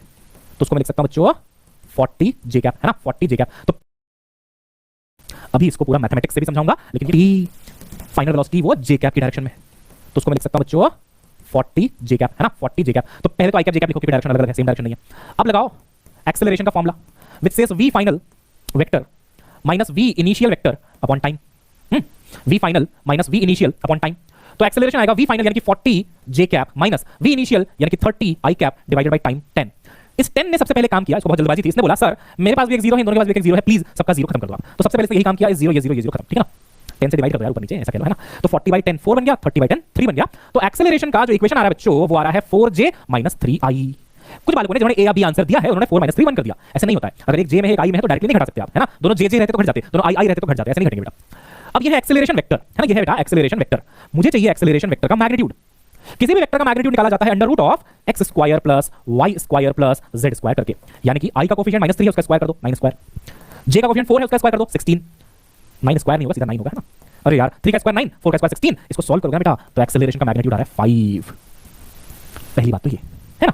अब जिन्होंने आंसर सी दिया था वो यहां तक पहुंच गए थे, जिनका आंसर सी आया था वो यहां तक पहुंच गए थे क्योंकि उनका आंसर 5 आ रहा था, वो फंसे डायरेक्शन में, है ना। हमको तो डायरेक्शन ने लूटा, मैग्नीट्यूड में कहां दम था, हमारी कश्ती वहां डूबी जहां मैग्नीट्यूड कम था। अब मैं डायरेक्शन का सिंपल सा तरीका आपको बताऊं बेटा, देखो एक्सेलरेशन में जे पॉजिटिव है और आई नेगेटिव है। अब यहां चले जाओ, ठीक है, देखो इधर आई पॉजिटिव इधर आई नेगेटिव, तो मेरे को चाहिए आई नेगेटिव मतलब यहां पे और जे पॉजिटिव मतलब यहां पे, इन दोनों को मिलाऊंगा ना ये नॉर्थ वेस्ट आएगा, ये नॉर्थ वेस्ट आएगा बेटा, समझ रहे हो, हां जे पॉजिटिव है आई नेगेटिव है, नेगेटिव नेगेटिव नेगेटिव, इन दोनों को मिलाओगे इधर तो आएगा north west is the correct direction बच्चों। ऐसे करो कभी गलती नहीं करोगे, ठीक है ना, ऐसे करोगे तो कभी गलती नहीं करोगे। और वैसे मैंने आपको सर्कुलर मोशन के भी लॉजिक से समझा दिया, ऐसे जा रहा था पार्टिकल ऐसे हो गया तो एक्सेलरेशन एवरेज इधर होगा, है ना जी, एवरेज एक्सेलरेशन इधर होगा, ठीक समझे। सर अगर 10 सेकंड के जगह कुछ और होता तो ये कैसा क्वेश्चन है बेटा, 10 के जगह पे कुछ और होता तो जितना होता उतना लेके सॉल्व करते हैं हम लोग। मान लो 1 सेकंड होता तो ये 40 ही रह जाता, ये 30 ही रह जाता, तो यहाँ पे 40 का स्क्वायर लिखते, यहाँ पे 30 का स्क्वायर लिखते तो आंसर आता 50, है ना। तो जितना वैल्यू रहती है उसके हिसाब से सॉल्व कर देते, है कि नहीं यार, डायरेक्ट हो जाता रिजल्टेंट लेके, वो भी सही है। देखो अब एक बच्चा बोल रहा है रिजल्टेंट लेके करना है मुझे, मेथड नंबर 2 और सिर्फ उस बच्चे के लिए मेथड नंबर 2। जिनको वेक्टर से प्यार है कृपया वही देखें, देखें तो सब लोग देखो, अप्लाई वो लोग करना जिनको वेक्टर से प्यार है। वेक्टर कहता है कि अगर दो वेक्टर्स को जोड़ना है ना, जोड़ना सिखाता है, तो कहता है दोनों वेक्टर को ऐसे बनाओ, इसके हेड के ऊपर उसका टेल रख दो, इसके हेड के ऊपर उसका टेल रख दो, ठीक है, दो वेक्टर बन गए। इनका जो रिजल्टेंट होगा वो तीसरी साइड होगी बट ऑपोजिट ऑर्डर में, है ना, इसको बोलते हैं triangle law of vector addition. इससे आंसर और जल्दी आएगा बट दिमाग थोड़ा ज्यादा लगेगा, ठीक है। वेक्टर कहता है कि एक इधर ले लो, इधर ले लो, closing side, third closing side will give you the direction of resultant, ठीक है, third closing side taken in opposite order बेटा। अगर इनका ऑर्डर ऐसा था तो इनका ऑर्डर उल्टा होगा, देखो अगर इनका ऑर्डर ऐसे है तो रिजल्टेंट का ऑर्डर ऐसे होगा, तो रिजल्टेंट का ऑर्डर ऐसे होगा, उल्टा ऑर्डर होना चाहिए, ट्रायंगल लॉ में सिखाया गया है, ठीक है। ये ऐसे तो ये इधर से आएगा, देखो ऐसे उल्टा। हमने बोला ठीक है चलो उसको अप्लाई करते हैं, हम जोश में आ गए, है ना, हम भी हैं जोश में, बात कर होश में, यूं ना आंखें दिखा, साइलर क्या बोला फिर बोल रहे, ये था क्या फॉर्मूला, डिवाइडेड बाय 10, तो यहां से आ रहा था 4j माइनस 3i, है ना बेटा, ये था ना। तुम बोलोगे सर आपने तो वेक्टर एडिशन सिखाया, जो ट्रायंगल लॉ आपने बताया वो तो एडिशन का था, ये तो सब्ट्रैक्शन है सर, अब क्या करें, देखो इसको ऐसा लिख लो 4j प्लस माइनस 3i हो गया एडिशन, इसको जोड़ना है इसको जोड़ना है। अब देखना, अब मैं आपको वेक्टर डायग्राम से आंसर लाके दिखाता हूं, नॉर्थ वेस्ट भी आएगा एक बार में और 5 भी आएगा बेटा एक बार में। देखो बेटा 4j और माइनस 3i को जोड़ना है, ठीक है ना, तो 4j कैसे ड्रॉ करेंगे आप, ये रहा 4 और ये रहा j, इसके हेड पे इसकी पूंछ आएगी, सबसे पहले तो 3i कैसे ड्रॉ होता है, 3i इधर ड्रॉ होता है, देखो ये आई कैप, लेकिन ये सोचना माइनस 3i है, याद रखना i इधर ड्रॉ होता है बट ये माइनस है, तो ये ऐसे ड्रॉ होगा 3 मैग्नीट्यूड के साथ लेफ्ट की तरफ ड्रॉ होगा क्योंकि माइनस है, तो इसके हेड पे इसकी पूंछ रख दो, ये इसकी पूंछ है, यहां पे रख दो, ये देखो 3, ठीक, हां सर, तो 4j ऐसे और ये हो गया आपका माइनस 3i, अरे माइनस है कि नहीं बेटा, देखो i में नेगेटिव तरफ जा रहा है, हां सर। अब third closing side will give you acceleration, लेकिन इन ऑपोजिट ऑर्डर, ये ऐसे जा रहे हैं ऐसे, तो एक्सेलरेशन ऐसे जाएगा ऐसे, तो ये 4 ये 3 तो ये 5 और डायरेक्शन देख लो बेटा नॉर्थ वेस्ट ऑलरेडी आ गया, जो लोग प्रो हैं वेक्टर एडिशन में वो इससे कर लें, मुझे कोई तकलीफ नहीं है। लेकिन जिन्हें लगता है कि इन सब में फंस जाएंगे, माइनस का प्लस प्लस हो जाएगा, तो आप चुपचाप ऐसे लिखो, है ना, जो मैं कराया था यहाँ पे, ठीक है, वी फाइनल वी इनिशियल लिखो, ठीक है, एक इक्वेशन आएगा, उसका मैग्नीट्यूड यहाँ से निकाल लो, फिर देख लो जे पॉजिटिव है, आई नेगेटिव है, तो नॉर्थ वेस्ट आंसर है। समझ गए? लेकिन जो लोग प्रो हैं, जिनको डायग्राम से करना आता है अच्छे से, ट्रायंगल एडिशन वगैरह आता है, लॉ ऑफ ट्रायंगल एडिशन, वो लोग इससे करें, तुरंत आंसर आता है इससे, ठीक है, आप कर सकते हैं, ठीक है बेटा, बट बस इतना ध्यान रखना है कि एक नेगेटिव हो जाता है। अब मैं बताता हूँ आप लोगों से क्या गलती हुई। जिन्होंने 5 बोला है नॉर्थ ईस्ट, उन्होंने क्या किया ना, उन्होंने बोला भाई पहले इधर जा रहा था, देखो पहले इधर जा रहा था 30 से, है ना, फिर इधर चला गया 40 से, ठीक है, ठीक है ना, तो उन्होंने ऐसे ले लिया, इधर 30 इधर 40, ये वाला साइड ऐसे, तो नॉर्थ ईस्ट आंसर आ गया, नॉर्थ ईस्ट आंसर आ गया। गलत है, पूरी तरीके से गलत है, आप समझे ही नहीं वेक्टर को बेसिकली, है ना। एक्सेलरेशन वेक्टर कह रहा है v final minus v initial, v final है 40j और v इनिशियल है 30i, इसको सॉल्व करना है आपको, डिवाइडेड बाय 10, है ना, तो आपको सॉल्व करना है 4j माइनस 3i को, दिखावे पे ना जाओ, अपनी अकल लगाओ। देखो एक बार फिर से बताता हूं, 4j इधर 4 माइनस 3i मतलब इधर 3, है ना, इनका ऑर्डर ऐसे है, इसका ऑर्डर इधर होगा उल्टा, ठीक है, तो ये एक्सेलरेशन आ गया 5, डायरेक्शन आ गया नॉर्थ वेस्ट। बढ़िया क्वेश्चन था बच्चों, बच्चों मन के सच्चों, सारी जग के आंख के तारों। A particle has initial velocity इतना इतना, एक्सेलरेशन इतना इतना, तो स्पीड कितना कितना कितना, ये तो आसान लग रहा है। एक्सेलरेशन बराबर v final minus v initial upon time होता है, तो एक्सेलरेशन है ये 0.4i 0.3j बराबर v फाइनल वही निकालना है, माइनस v इनिशियल वो रहा 3i minus 4j upon time, time है बेटा 10 इधर चला जाएगा, ठीक है, 10 इधर चला जाएगा, तो ये हो जाएगा 4i 3j v final minus 3i minus minus plus 4j, ठीक है, ये 3i इधर आएगा तो 7 और सॉरी 4 और 3 मिलकर 7i बन जाएंगे, है ना, 7i बन जाएंगे, और प्लस 3j माइनस 4j, तो ये आपका बन जाएगा कुछ माइनस j, है ना बेटा, उसके बाद आप इसका निकाल लेना जो भी होगा, है ना, आपको आंसर मिल जाएगा, ठीक है। कहाँ पे प्लस होगा, कुछ गड़बड़ करी मैंने?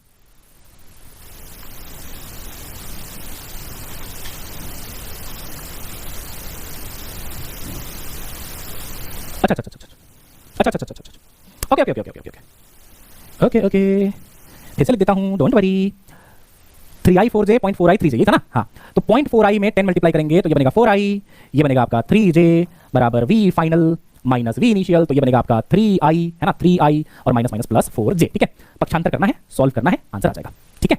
चलिए आगे बढ़ते हैं, let us move ahead now. अब हम लोग बेटा अपलोड करते हैं, तो इसको एक बार एग्जिट करेंगे, the current file is not saved, do you want to save, save हो चुका है ऑलरेडी, है ना, सेव हम कर चुके थे, नो, अब नोट पे जाएंगे, हेलो हेलो, देखना पड़ेगा बेटा, सोच के बताता हूँ, ठीक है, क्या दिक्कत आ रही है?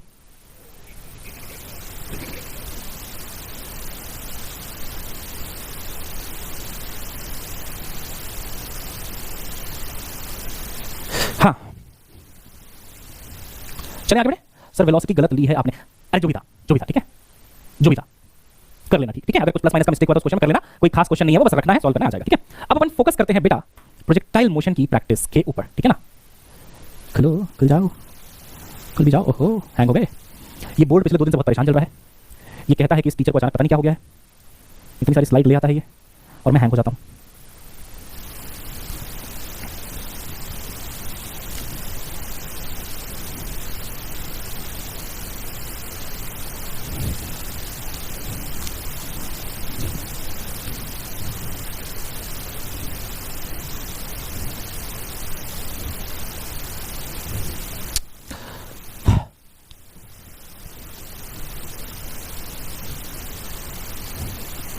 इसमें पूरा काइनेटिक्स 1D सारे क्वेश्चन हैं, ठीक है, 200 क्वेश्चन हैं, मैं आपको फाइल दे दूंगा, आधे से ज़्यादा तो मैंने करवा ही दिए हैं, बचे हुए प्लीज़ कल कर लेना, और काइनेटिक्स में बार बार इसी को सॉल्व करते रहना, प्रिपरेशन बढ़िया हो जाएगी, कृपा बचेगी तुम्हारे ऊपर, ठीक है। चलो फटाफट, in case of projectile fired at an angle equal to inclined to the horizontal and vertical with velocity U the horizontal ranges,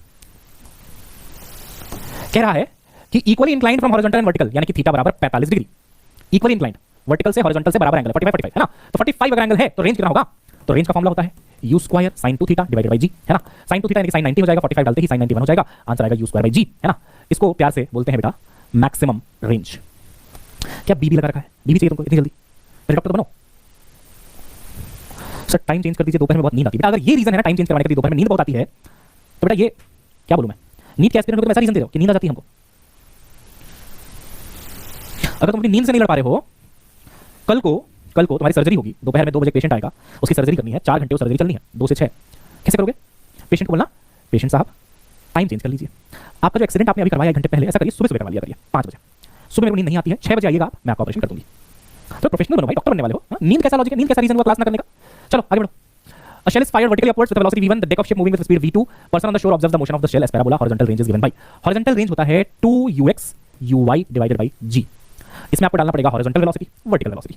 vertical velocity हो गई v1, तो यहाँ पे आ जाएगा आपका v1, और शिप जा रही है हॉरिजॉन्टल v2 से, तो यह आ जाएगा v2. आंसर होगा 2v1 v2 अपॉन g. ठीक है बेटा, प्रोजेक्टाइल बहुत आसान है. ठीक है, मैं तो मूड में हूँ कि आपको बढ़िया होमवर्क दे दूँ इसके. ठीक है ना, क्योंकि कुछ है ही नहीं करने को. ठीक है, कुछ नहीं करने को, सिंपल से फॉर्मूले होते हैं और लगा देना है.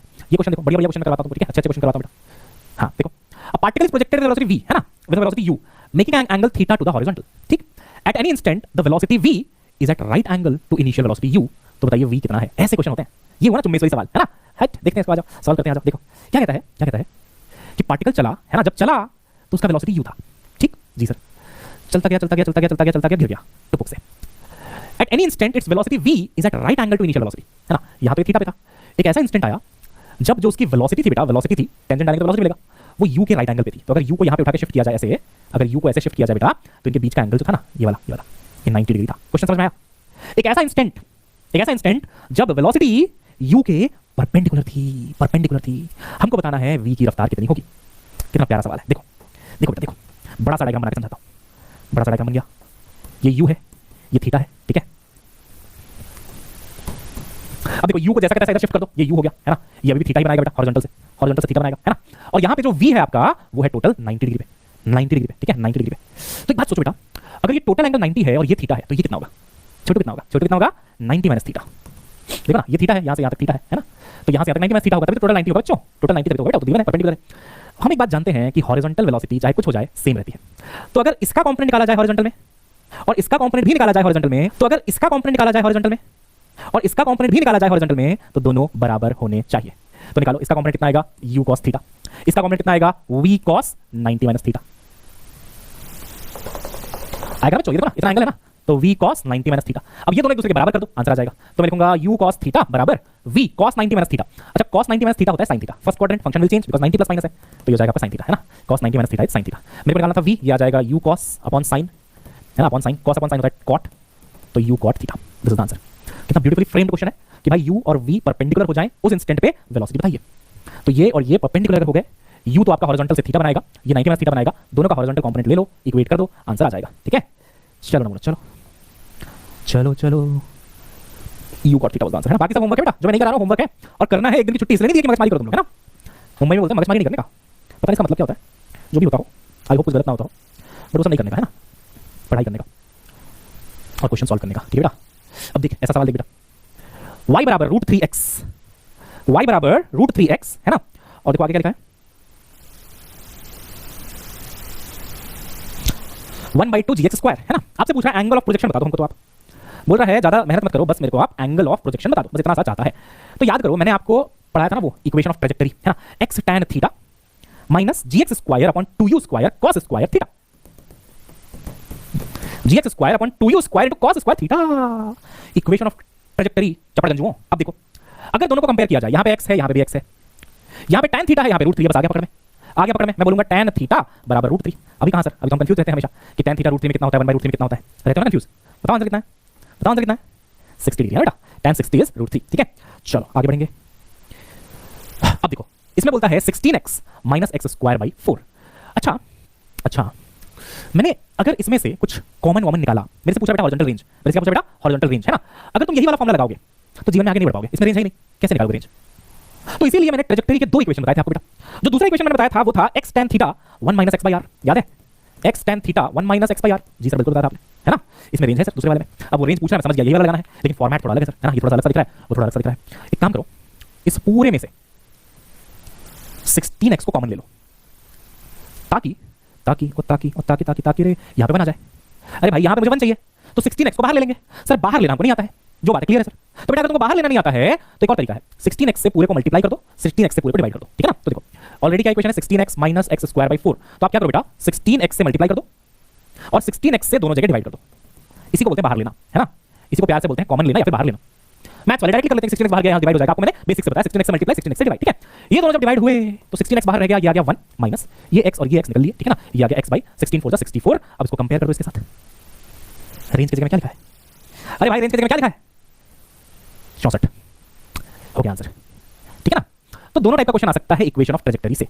पहला वैरायटी जिसमें इसकी जरूरत पड़ेगी आपको, है ना, लंबे चौड़े इक्वेशन की। वैसे टफ क्वेश्चन नहीं होता ये आसान होता है, बस आपको कंपेयर करना होता है। जैसे वेव में कैसे कंपेयर करते हो कि साइन 100t 100π t लिखा है तो समझ जाते हो ओमेगा है वो, है ना, 100π ओमेगा की वैल्यू कंपेयर करके, बस वो कंपेयर वाले क्वेश्चन आते हैं, ठीक है ना। कर लोगे? दोनों टाइप का क्वेश्चन करा दिया, एक एक, है ना, दोनों इक्वेशन ऑफ ट्रैजेक्टरी से एक एक क्वेश्चन करा दिया।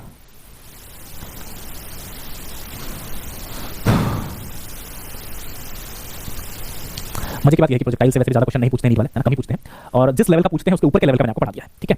अब आपका काम है बेटा बाकी बचे हुए क्वेश्चन कर लेना, सॉल्यूशन मैं आपको भेज दूंगा, ठीक है, सॉल्यूशन आपको मिल जाएगा। तो अब मैं इस सेशन को यहाँ पे कर रहा हूँ एंड, ठीक है।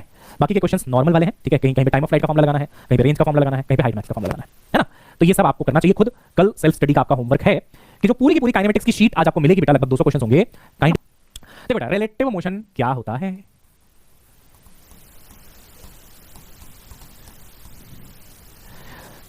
जब आप कार से जा रहे होते हैं तो जो पेड़ होते हैं, पौधे होते हैं, जानवर होते हैं, जंतु होते हैं सड़क पे, ऐसा लगता है कि वो पीछे जा रहे हैं, है ना।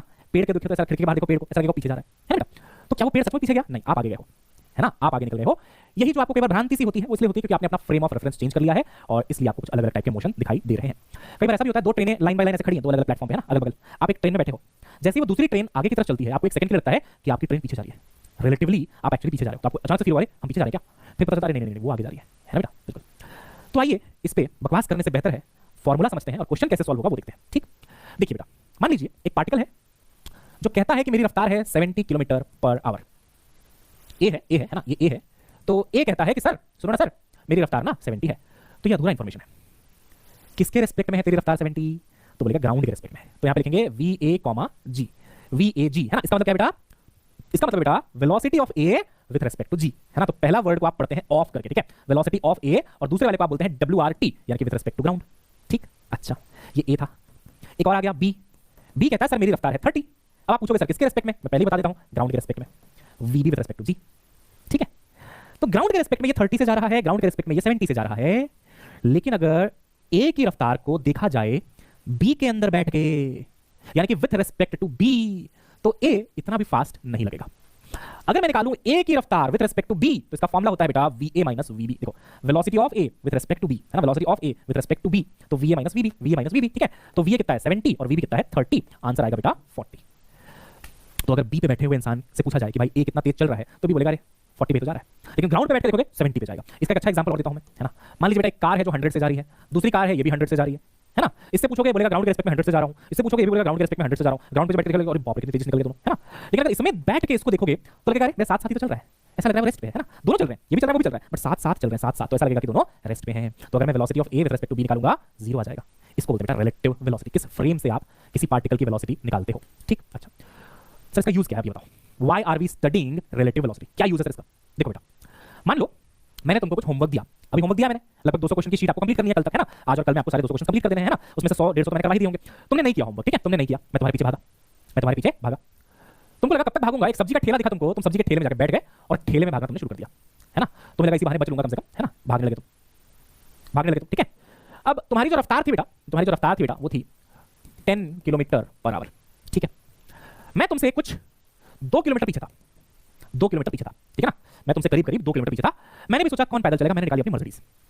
मैंने बोला रुको आज ठेले का पीछा करते हैं मर्सिडीज में बैठ के, ठीक है ना। तो मैंने निकाली अपनी सुंदर सी मर्सिडीज, ठीक है बेटा, ये देखो GLA AMG 35। हाँ मैंने चलाया इसको 20 की रफ्तार में। देखो मैं और भी तेज चला सकता था, बट मुझे लगा कि तुम 10 पे चला रहे हो, मैं 200 पे चलाऊंगा, अच्छा नहीं लगेगा। मैंने भी थोड़ा सा स्पीड रखा, है ना, 20 की रफ्तार में मैंने चलाई। अब सवाल ये है कि कितनी देर में मैं तुमको पकड़ लूंगा, how much time will I take to catch you, जो तुम ठेले में भाग रहे हो, है ना, गोलगप्पे वाले का जो भी है, सब्जी वाले का जो भी है। तो कितनी देर में मैं तुम्हें पकड़ लूंगा। इसको अगर आप नॉर्मल तरीके से करोगे तो ऐसे करोगे कि मान लो टी टाइम में पकड़ लोगे, टी टाइम में ये इतना चल चुका होगा, टी टाइम में वो इतना चल चुका होगा, दोनों के बीच का गैप इतना था, ये वो। इसको रिलेटिव फ्रेम से करना अच्छा लगता है। अब मैं आपको बताता हूं रिलेटिव फ्रेम से करने में क्या फायदा है। जिस भी फ्रेम पे हम होते हैं उसकी वेलोसिटी 0 मानी जाती है, यानी कि वो चीज रेस्ट पे आ जाती है। रिलेटिव मोशन का फायदा है, ठीक है। जिस फ्रेम में आप हो ना वो चीज रेस्ट पे मानी जाती है। मतलब कार के अंदर बैठे हो तो बगल में जो गियर लीवर है वो आपसे रिलेटिव रेस्ट में है, भाग थोड़ी रहा वहीं पे है, ब्रेक्स वहीं पे है, स्टीयरिंग व्हील वहीं पे है ना, सब कुछ वहीं पे है। तो उस फ्रेम के रेस्पेक्ट पे आप रेस्ट पे हो, उस फ्रेम के रेस्पेक्ट पे आप रेस्ट पे हो। तो मान लो एक कार है ना, कार की रफ्तार है 70 किलोमीटर पर आवर, ठीक है। कार के अंदर तुम बैठे हुए बेटा, कार के अंदर तुम बैठे हुए हो, मान लो तुम हो टी और कार है सी, है ना। तो what is the velocity of तुम with respect to car? Formula होगा वेलोसिटी ऑफ तुम माइनस वेलोसिटी ऑफ कार। तो वेलोसिटी ऑफ तुम ये भी 70 है, वेलोसिटी ऑफ कार ये भी 70 है, 0। This is called relative rest. With respect to car you are at rest, with respect to car you are at rest. समझ गए? अब देखो मान लो तुम ठेले पे बैठे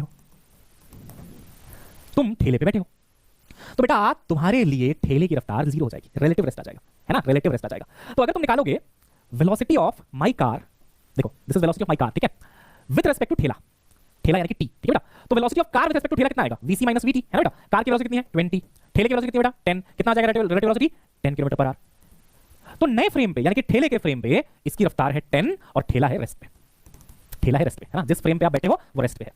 तो रिलेटिव में जाने से एक चीज रेस्ट पे आ जाती है, ये फायदा है ना। ठेला रेस्ट पे आ गया, आप रिलेटिव में चले गए, विद रिस्पेक्ट टू ठेला निकाल रहे हैं, ठेला आपका रेस्ट पे आ गया, ठीक है। कार कितने से आ रही है 10 से, अब बताओ कितना टाइम लगेगा पकड़ने में। कोई चीज अगर 10 से चल रही है 2 किलोमीटर कवर करना है तो टाइम कितना लगेगा, डिस्टेंस अपॉन स्पीड, है ना। तो डिस्टेंस हो गया आपका 2 किलोमीटर, है ना, 2 किलोमीटर, यही ना 2 किलोमीटर का डिस्टेंस है ना, और स्पीड हो गया आपका 10, है ना। तो 1/5 आवर लगेगा, है ना, 1/5 आवर लगेगा। डरो मत, मैं और क्वेश्चन करा दूंगा, मैं और क्वेश्चन करा दूंगा, है ना, डोंट वरी। 1/5 आवर लग जाएगा, मतलब 60/5 कर दो, 12 मिनट, है ना, 12 मिनट में तुम्हें पकड़ दूंगा। अब याद रखो जिसे फ्रेम माना जाएगा वो रेस्ट पे होगा, ठीक है, जिसे फ्रेम माना जाएगा वो रेस्ट पे होगा। एक क्वेश्चन और करते हैं, ठीक है। एक पुलिस वाले भैया थे, पुलिस वाले भैया थे और कुछ चोर थे, थीफ, ठीक है, थीफ। बैंक में चोरी करी इन लोगों ने, चोरी करके भागे 9 मीटर पर सेकंड से, 9 मीटर पर सेकंड से, ठीक है ना। पुलिस वालों की जो जीप थी वो भागी 10 मीटर पर सेकंड पे, 10 मीटर पर सेकंड पे। अभी पुलिस वाले चोर से 100 मीटर की दूरी पे थे, 100 मीटर की दूरी पे थे, कितनी देर में पकड़ लेंगे। तो हम मान लो चोरों को अपना फ्रेम मान लेते, ठीक है ना, यहां पे जाके बैठ जाते हैं चोरों की गाड़ी में, ठीक है। तो ये फ्रेम बन गया अपना, विद रिस्पेक्ट टू थीफ हो गया, ठीक है। तो इसकी वेलोसिटी जीरो हो गई, जिसको फ्रेम मान लिया वो रेस्ट पे आ गया, अब रुक गया वहां पे। अब इसकी वेलोसिटी निकाल लो नए फ्रेम से, तो velocity of police with respect to thief, police की velocity with respect to thief, तो आंसर आ जाएगा वीपी माइनस वीटी, कितना आएगा 10 है वीपी, ये देखो, और वीटी है बेटा 9, 10 माइनस 9 1। इतनी रफ्तार से ये आके इसको पकड़ लेगा, ये रेस्ट पे है इस फ्रेम में, है ना। तो टाइम कितना लगेगा प्यारे बच्चों, टाइम होगा distance which is 100 metre upon speed यानी कि 1, तो 100 सेकंड में पकड़ लेगा। कुल मिलाकर एक नया फ्रेम डिसाइड करना है, उस फ्रेम पे नई वेलोसिटी निकालनी है। अच्छा, कई लोगों को अगर कम समझ में आए तो तुम ऐसे भी समझ सकते हो इसको, ठीक है। देखो वेलोसिटी ऑफ पुलिस 10 है, ठीक है, वेलोसिटी ऑफ थीफ 9 है। ये कौन से फ्रेम से बोलो, ग्राउंड से, ग्राउंड से। मेरे को कौन से फ्रेम से निकालना है, किसी को फ्रेम मान लो, थीफ को फ्रेम मान लो, ठीक है। तो अगर मैंने इसको फ्रेम मान लिया अपना, तो इसकी वेलोसिटी अपने रेस्पेक्ट में कितनी हो जाएगी, जीरो। इस फ्रेम पे कैसे, velocity of thief with respect to thief, VT, velocity of thief with respect to thief, उसी कार में बैठा हुआ है वो, है ना। तो आ जाएगा वीटी माइनस वीटी यानी कि 9 माइनस 9 यानी कि जीरो। ये तो समझा रहा हूं तब से, जिसको फ्रेम मान लो वो रेस्ट पे है, जिसको फ्रेम मान लिया वो रेस्ट पे है, वो जीरो वेलोसिटी उसकी, ठीक है। इसकी वेलोसिटी कितनी होगी नए फ्रेम पे, वीपीटी, है ना, वीपीटी। तो वीपी माइनस वीटी यानी कि 10 माइनस 9 यानी कि 1 मीटर पर सेकंड। अब ये वेलोसिटी और ये वेलोसिटी काम आएगी, इसमें एडवांटेज ये हो गया कि एक चीज रेस्ट पे है, एक चीज चल रही है, दोनों के बीच की दूरी 100 है। आप टाइम निकाल लो, है ना, 100 डिस्टेंस हो गया, अपन स्पीड हो गई 1, आ गया आंसर। तो किसी पार्टिकल को फ्रेम मान लेने से वो पार्टिकल रेस्ट पे आ जाता है, ये फायदा होता है। पुलिस वाले मुझे ढूंढ रहे हैं, बोल रहे हैं सर ये कैसे होता है, थीफ को रेस्ट पे कैसे लाते हैं, हमें भी सिखा दो भाई। एक मेथड है सॉल्व करने का, ऐसा थोड़ी है कि थीफ को स्टैचू बोल रुक जाएगा वहीं पे, है। हमने तुम्हें फ्रेम बना दिया, रुक जाओ, और रुक गया शरीफ आदमी की तरह, ऐसा नहीं होता, सॉल्व करने का तरीका है ना। तो पुलिस वालों को पहले क्लियर कर देता हूं, ऐसा कोई डिवाइस नहीं बना रहे हम लोग कि हमने बटन दबाया और थीफ जो रुक गया, ऐसा नहीं होता, ये सॉल्व करने का तरीका है बस, ठीक है ना। अच्छा अब देखो क्या बोलने वाला था मैं, हाँ मान लो एक टावर है, ठीक है, टावर है, इसकी हाइट अपन ले लेते हैं बेटा 100 मीटर, ठीक है, 100 मीटर। नीचे जय है, ऊपर वीरू है, जय और वीरू की जोड़ी आपने सुनी होगी, है ना। नीचे जय है, ऊपर वीरू है, टावर के ऊपर। वीरू ने एक पत्थर मारा बड़ी जोर से 30 मीटर पर सेकंड से, एट द सेम टाइम जय ने एक पत्थर मारा 20 मीटर पर सेकंड। बताओ दोनों का पत्थर कितने सेकंड के बाद टकराएगा या फिर एक दूसरे को क्रॉस करेगा, व्हाटएवर, है ना। ये दोनों पत्थर कितने सेकंड के बाद कोलाइड करेंगे, ऐसे निकालना बहुत टफ है, अगर दोनों के दोनों ट्रैवल करेंगे तो बहुत टफ है। इसको बोल सकता हूं वेलोसिटी ऑफ वीरू, है ना, वीरू का पत्थर। इसको बोल सकता हूं बेटा वी ऑफ जे, है ना। तो एक काम करते हैं, किसी एक को फ्रेम मान लेते हैं, वो रेस्ट पे आ जाएगा, है ना। चलो जय को, जय के पत्थर को हम लोग फ्रेम मान लेते हैं, या फिर इसको मान लो फ्रेम, किसी को भी एक को मान सकते हो, कोई इशू नहीं है, ठीक है ना। तो हम फ्रेम मान लेते हैं वीरू को, ठीक है ना, वीरू के पत्थर को, ठीक है। तो बेटा वेलोसिटी ऑफ वीरू का पत्थर विद रिस्पेक्ट टू वीरू का पत्थर कितना आएगा, जीरो। इसी के रिस्पेक्ट में इसी की वेलोसिटी जीरो, है ना। तो हम बोलेंगे इस नए फ्रेम पे ये पत्थर रेस्ट पे है, ये रेस्ट पे है, नए फ्रेम पे ये वेट कर रहा है कि कब ये पत्थर मारेगा और यहां से टकराएगा, ये रेस्ट पे आ गया। जिसको फ्रेम मान लिया वो रेस्ट पे आ गया। अब इसी फ्रेम से विद रिस्पेक्ट टू वी से इसकी वेलोसिटी निकाल लो आप, है ना। तो हम लिखोगे velocity of Jai with respect to Veeru, JV, है ना, जय की velocity with respect to Veeru, with respect to Veeru मतलब वीरू इज द फ्रेम, है ना। तो ये आंसर आ जाएगा वीजे माइनस वीवी, है ना बेटा। अब वीजे कितना देखो 20 है सर, 20 माइनस वीवी कितना देखो ये 30 है सर, लेकिन नीचे की तरफ 30 है ना, तो यहाँ पे प्लस 30 आएगा, जुड़ेंगे दोनों, हा बस गया ना। ये 20 था, माइनस साइन तो था ही, ये 30 तो माइनस लोगे, नीचे आ रहा है ना, नीचे आ रहा है ना, उसको माइनस लोगे तो माइनस माइनस प्लस हो जाएगा 30। तो ये आएगा बेटा 50 मीटर पर सेकंड, है ना, 50 मीटर पर सेकंड, यानी कि ये जा रहा है 50 से। अब सॉल्व कर दो, 100 मीटर की दूरी है ना, 50 का स्पीड है, कितना टाइम लगेगा ऊपर तक जाने में, टाइम लगेगा 100/50 2 सेकंड, 2 सेकंड, ठीक है ना। 2 सेकंड में ये ऊपर जाके टकरा जाएगा। तो कुल मिलाकर रिलेटिव मोशन का तरीका बहुत सिंपल है, किसी एक को आप फ्रेम मान लीजिए और दूसरे वाले को आप ट्रैवल करा दीजिए, ठीक है बेटा। अच्छा इसमें एक और टाइप का क्वेश्चन बनता है, एस्केलेटर वाला, है ना। प्रीति रीजन एस्केलेटर देखा है, 2017 में शायद आया था नीट में, है ना। ऐसे एस्केलेटर बना हुआ है मान लो, है ना। तो इसमें देखो 3 कंडीशन होती है। पहला कि सिर्फ प्रीति इस पे चढ़ रही है, ऐसे चल चल के, है ना, चल चल के चल चल के चल चल के चल चल के चल चल के ऊपर जा रही है, ठीक है बेटा, ऐसे चल चल के चल चल के ऊपर जा रही है। मान लो डिस्टेंस डी है, प्रीति की रफ्तार है मान लो वी, प्रीति की रफ्तार है मान लो वी। तो कितना टाइम लगेगा प्रीति को ऊपर तक जाने में, टाइम लगेगा डी बाई वी, है ना, डी बाई वी, सही है ना, डिस्टेंस अपॉन स्पीड। फिर उसमें ऐसा कुछ बोला है कि अब प्रीति भी चल रही है और ये एस्केलेटर भी v1 से ऊपर जा रहा है, ये भी चल रही है और एस्केलेटर भी ऊपर जा रहा है v1 से, तो बेटा दोनों की रफ्तार जुड़ जाएगी इस बार, जुड़ जाएगी इस बार, है ना। तो टाइम कितना लगेगा बेटा, देखो ये भी चल रही है, ये भी चल रहा है, दोनों चल रहे हैं, तो अब टाइम लगेगा d डिस्टेंस सेम रहेगा अपॉन v प्लस v1। इस तरीके से उस क्वेश्चन को सॉल्व करना है जो प्रीति रीच एस्केलेटर वाला है। करा ही देता हूं, है ना, जब टॉपिक उठा ही दिया तो कर लेना ज्यादा अच्छा रहेगा, वरना तुम लोग बेकार में सोचते रह जाओगे कि कौन से क्वेश्चन की सर बात कर रहे हैं, प्रीति कौन है। कबीर सिंह में जो प्रीति थी वही वाली है क्या? प्रीति रीच द मेट्रो स्टेशन, ठीक, मेट्रो स्टेशन गई वो, है ना, 2017। आज तक सिर्फ 3 क्वेश्चन आए हैं रिलेटिव मोशन के, जैसे कि मैं देख पा रहा हूं बुक में, 1 2 3 बस। मेट्रो स्टेशन पहुंचती है, ठीक है। Found that escalator was not working, जो अपना एस्केलेटर यहां पे बना हुआ था, इट वाज नॉट वर्किंग, ठीक है। She walked up the stationary escalator in time t1, ये वॉक करते हुए गई बेचारी, बेचारी प्रीति को चलना पड़ा पैदल पैदल, है ना, पैदल पैदल पैदल पैदल पैदल चलती गई, t1 टाइम लगा। तो t1 टाइम क्या हो गया, d बाई v, जहां पे v है प्रीति की स्पीड, है बेटा, जहां पे v है प्रीति की रफ्तार, ठीक है। v1 भी लिख सकते हो, कोई बात नहीं, है ना, v1 भी लिख सकते हो, v1 है मान लो प्रीति की रफ्तार, ठीक है। तो यानी कि यहां से आ जाएगा v1 बराबर d बाई t1, ठीक है, बहुत बढ़िया। अब वो कहता है बेटा on the other days if she remains stationary, अगर इसका चलने का मन नहीं कर रहा है, v1 रफ्तार से इसका चलने का मन नहीं कर रहा है, but the escalator takes her up, escalator चल रहा है इस बार v2 से, मान लो अभी प्रीति नहीं चल रही, प्रीति रुक गई, ठीक है ना, एस्केलेटर चल रहा है v2 रफ्तार से, तो उसको t2 टाइम लगता है, तो t2 कितना हो जाएगा बेटा, d बाई v2, है ना, t2 कितना हो जाएगा बच्चे, d बाई v2। तो बोल रहा है time taken to take her up on the moving escalator will be walk up, यानी कि अगर ये भी चले दोनों चले तो कितना टाइम लगेगा, तो वो हो जाएगा d by v1 plus v2। फिर से सुनना, एक दिन जब वो गई तो एस्केलेटर बंद था, अकेले प्रीति चल रही थी v1 से, तो कितना टाइम लगा t1, कैसे लिखेंगे उसको, d बाई v1। दूसरे दिन जब वो गई तो उसका चलने का मन नहीं कर रहा था, खाली एस्केलेटर चल रहा था v2 से, तो कितना टाइम लगा v2। तीसरे दिन उसको किसी से मिलने की एक्साइटमेंट थी, तो वो भी चल रही थी और एस्केलेटर भी काम कर रहा था, जीवन में मजे ही मजे थे, तो कितना टाइम लगेगा d by v1 plus v2। तो बताइए ये टाइम कितना है ना, तो बताइए ये टाइम कितना है ना। तो देखो बेटा ये कैसे निकलेगा मैं आपको बताता हूं, देखो इसको आप लिख लो v1 बराबर d बाई t1, इसको आप लिख लो v2 बराबर d बाई t2, है ना बेटा, v2 बराबर d बाई t2। अब देखो एक इक्वेशन आप लगा सकते हो क्या, कि जो v होगा यानी कि दोनों का जो जुड़ा हुआ स्पीड होगा बेटा, जुड़ा हुआ स्पीड होगा वो होगा v1 प्लस v2, है ना, v यानी कि दोनों के दोनों चल रहे हैं, ठीक है ना, दोनों के दोनों चल रहे हैं, तो v1 प्लस v2 हो जाएगा। तो क्या मैं ऐसा लिख सकता हूं यहां पे कि दिस v1 प्लस v2 बराबर, देखो v1 प्लस v2 बराबर d बाई t, हाँ, तो ये v जो हो गया वो v1 प्लस v2 हो गया, यानी कि d बाई t बराबर v1 को अलग से क्या लिख सकते हैं बेटा, d बाई t1, और v2 को लिख सकते हैं d by t2, d d d cancel, है ना, d d d आपका कैंसिल। अब आप इसको सॉल्व कर लो, 1 बाई t बराबर t1 t2, ऊपर आ जाएगा t1 प्लस t2, तो t आ जाएगा बेटा t1 t2 upon t1 plus t2, ये वाला आपका आंसर है, ठीक है। तो प्रीति बहुत खुश है लाइफ में, कभी वो चल लेती है, कभी एस्केलेटर चल लेता है, कभी दोनों चल लेते हैं, ठीक है, जहां पहुंचना था वहां पहुंच जाते हैं। चलो बच्चों अब हमारा जो टॉपिक है वो खत्म हुआ, ठीक है, चैप्टर जो है वो खत्म हुआ, motion and 1D motion and 2D is finished. आपके 2 होमवर्क है, एक तो शीट कंप्लीट करना है और मोशन एंड स्ट्रेट लाइन में टोटल 50 क्वेश्चन दिख रहे हैं मुझे पीवाईक्यू में, वो आपको कंप्लीट करने हैं, ठीक है ना।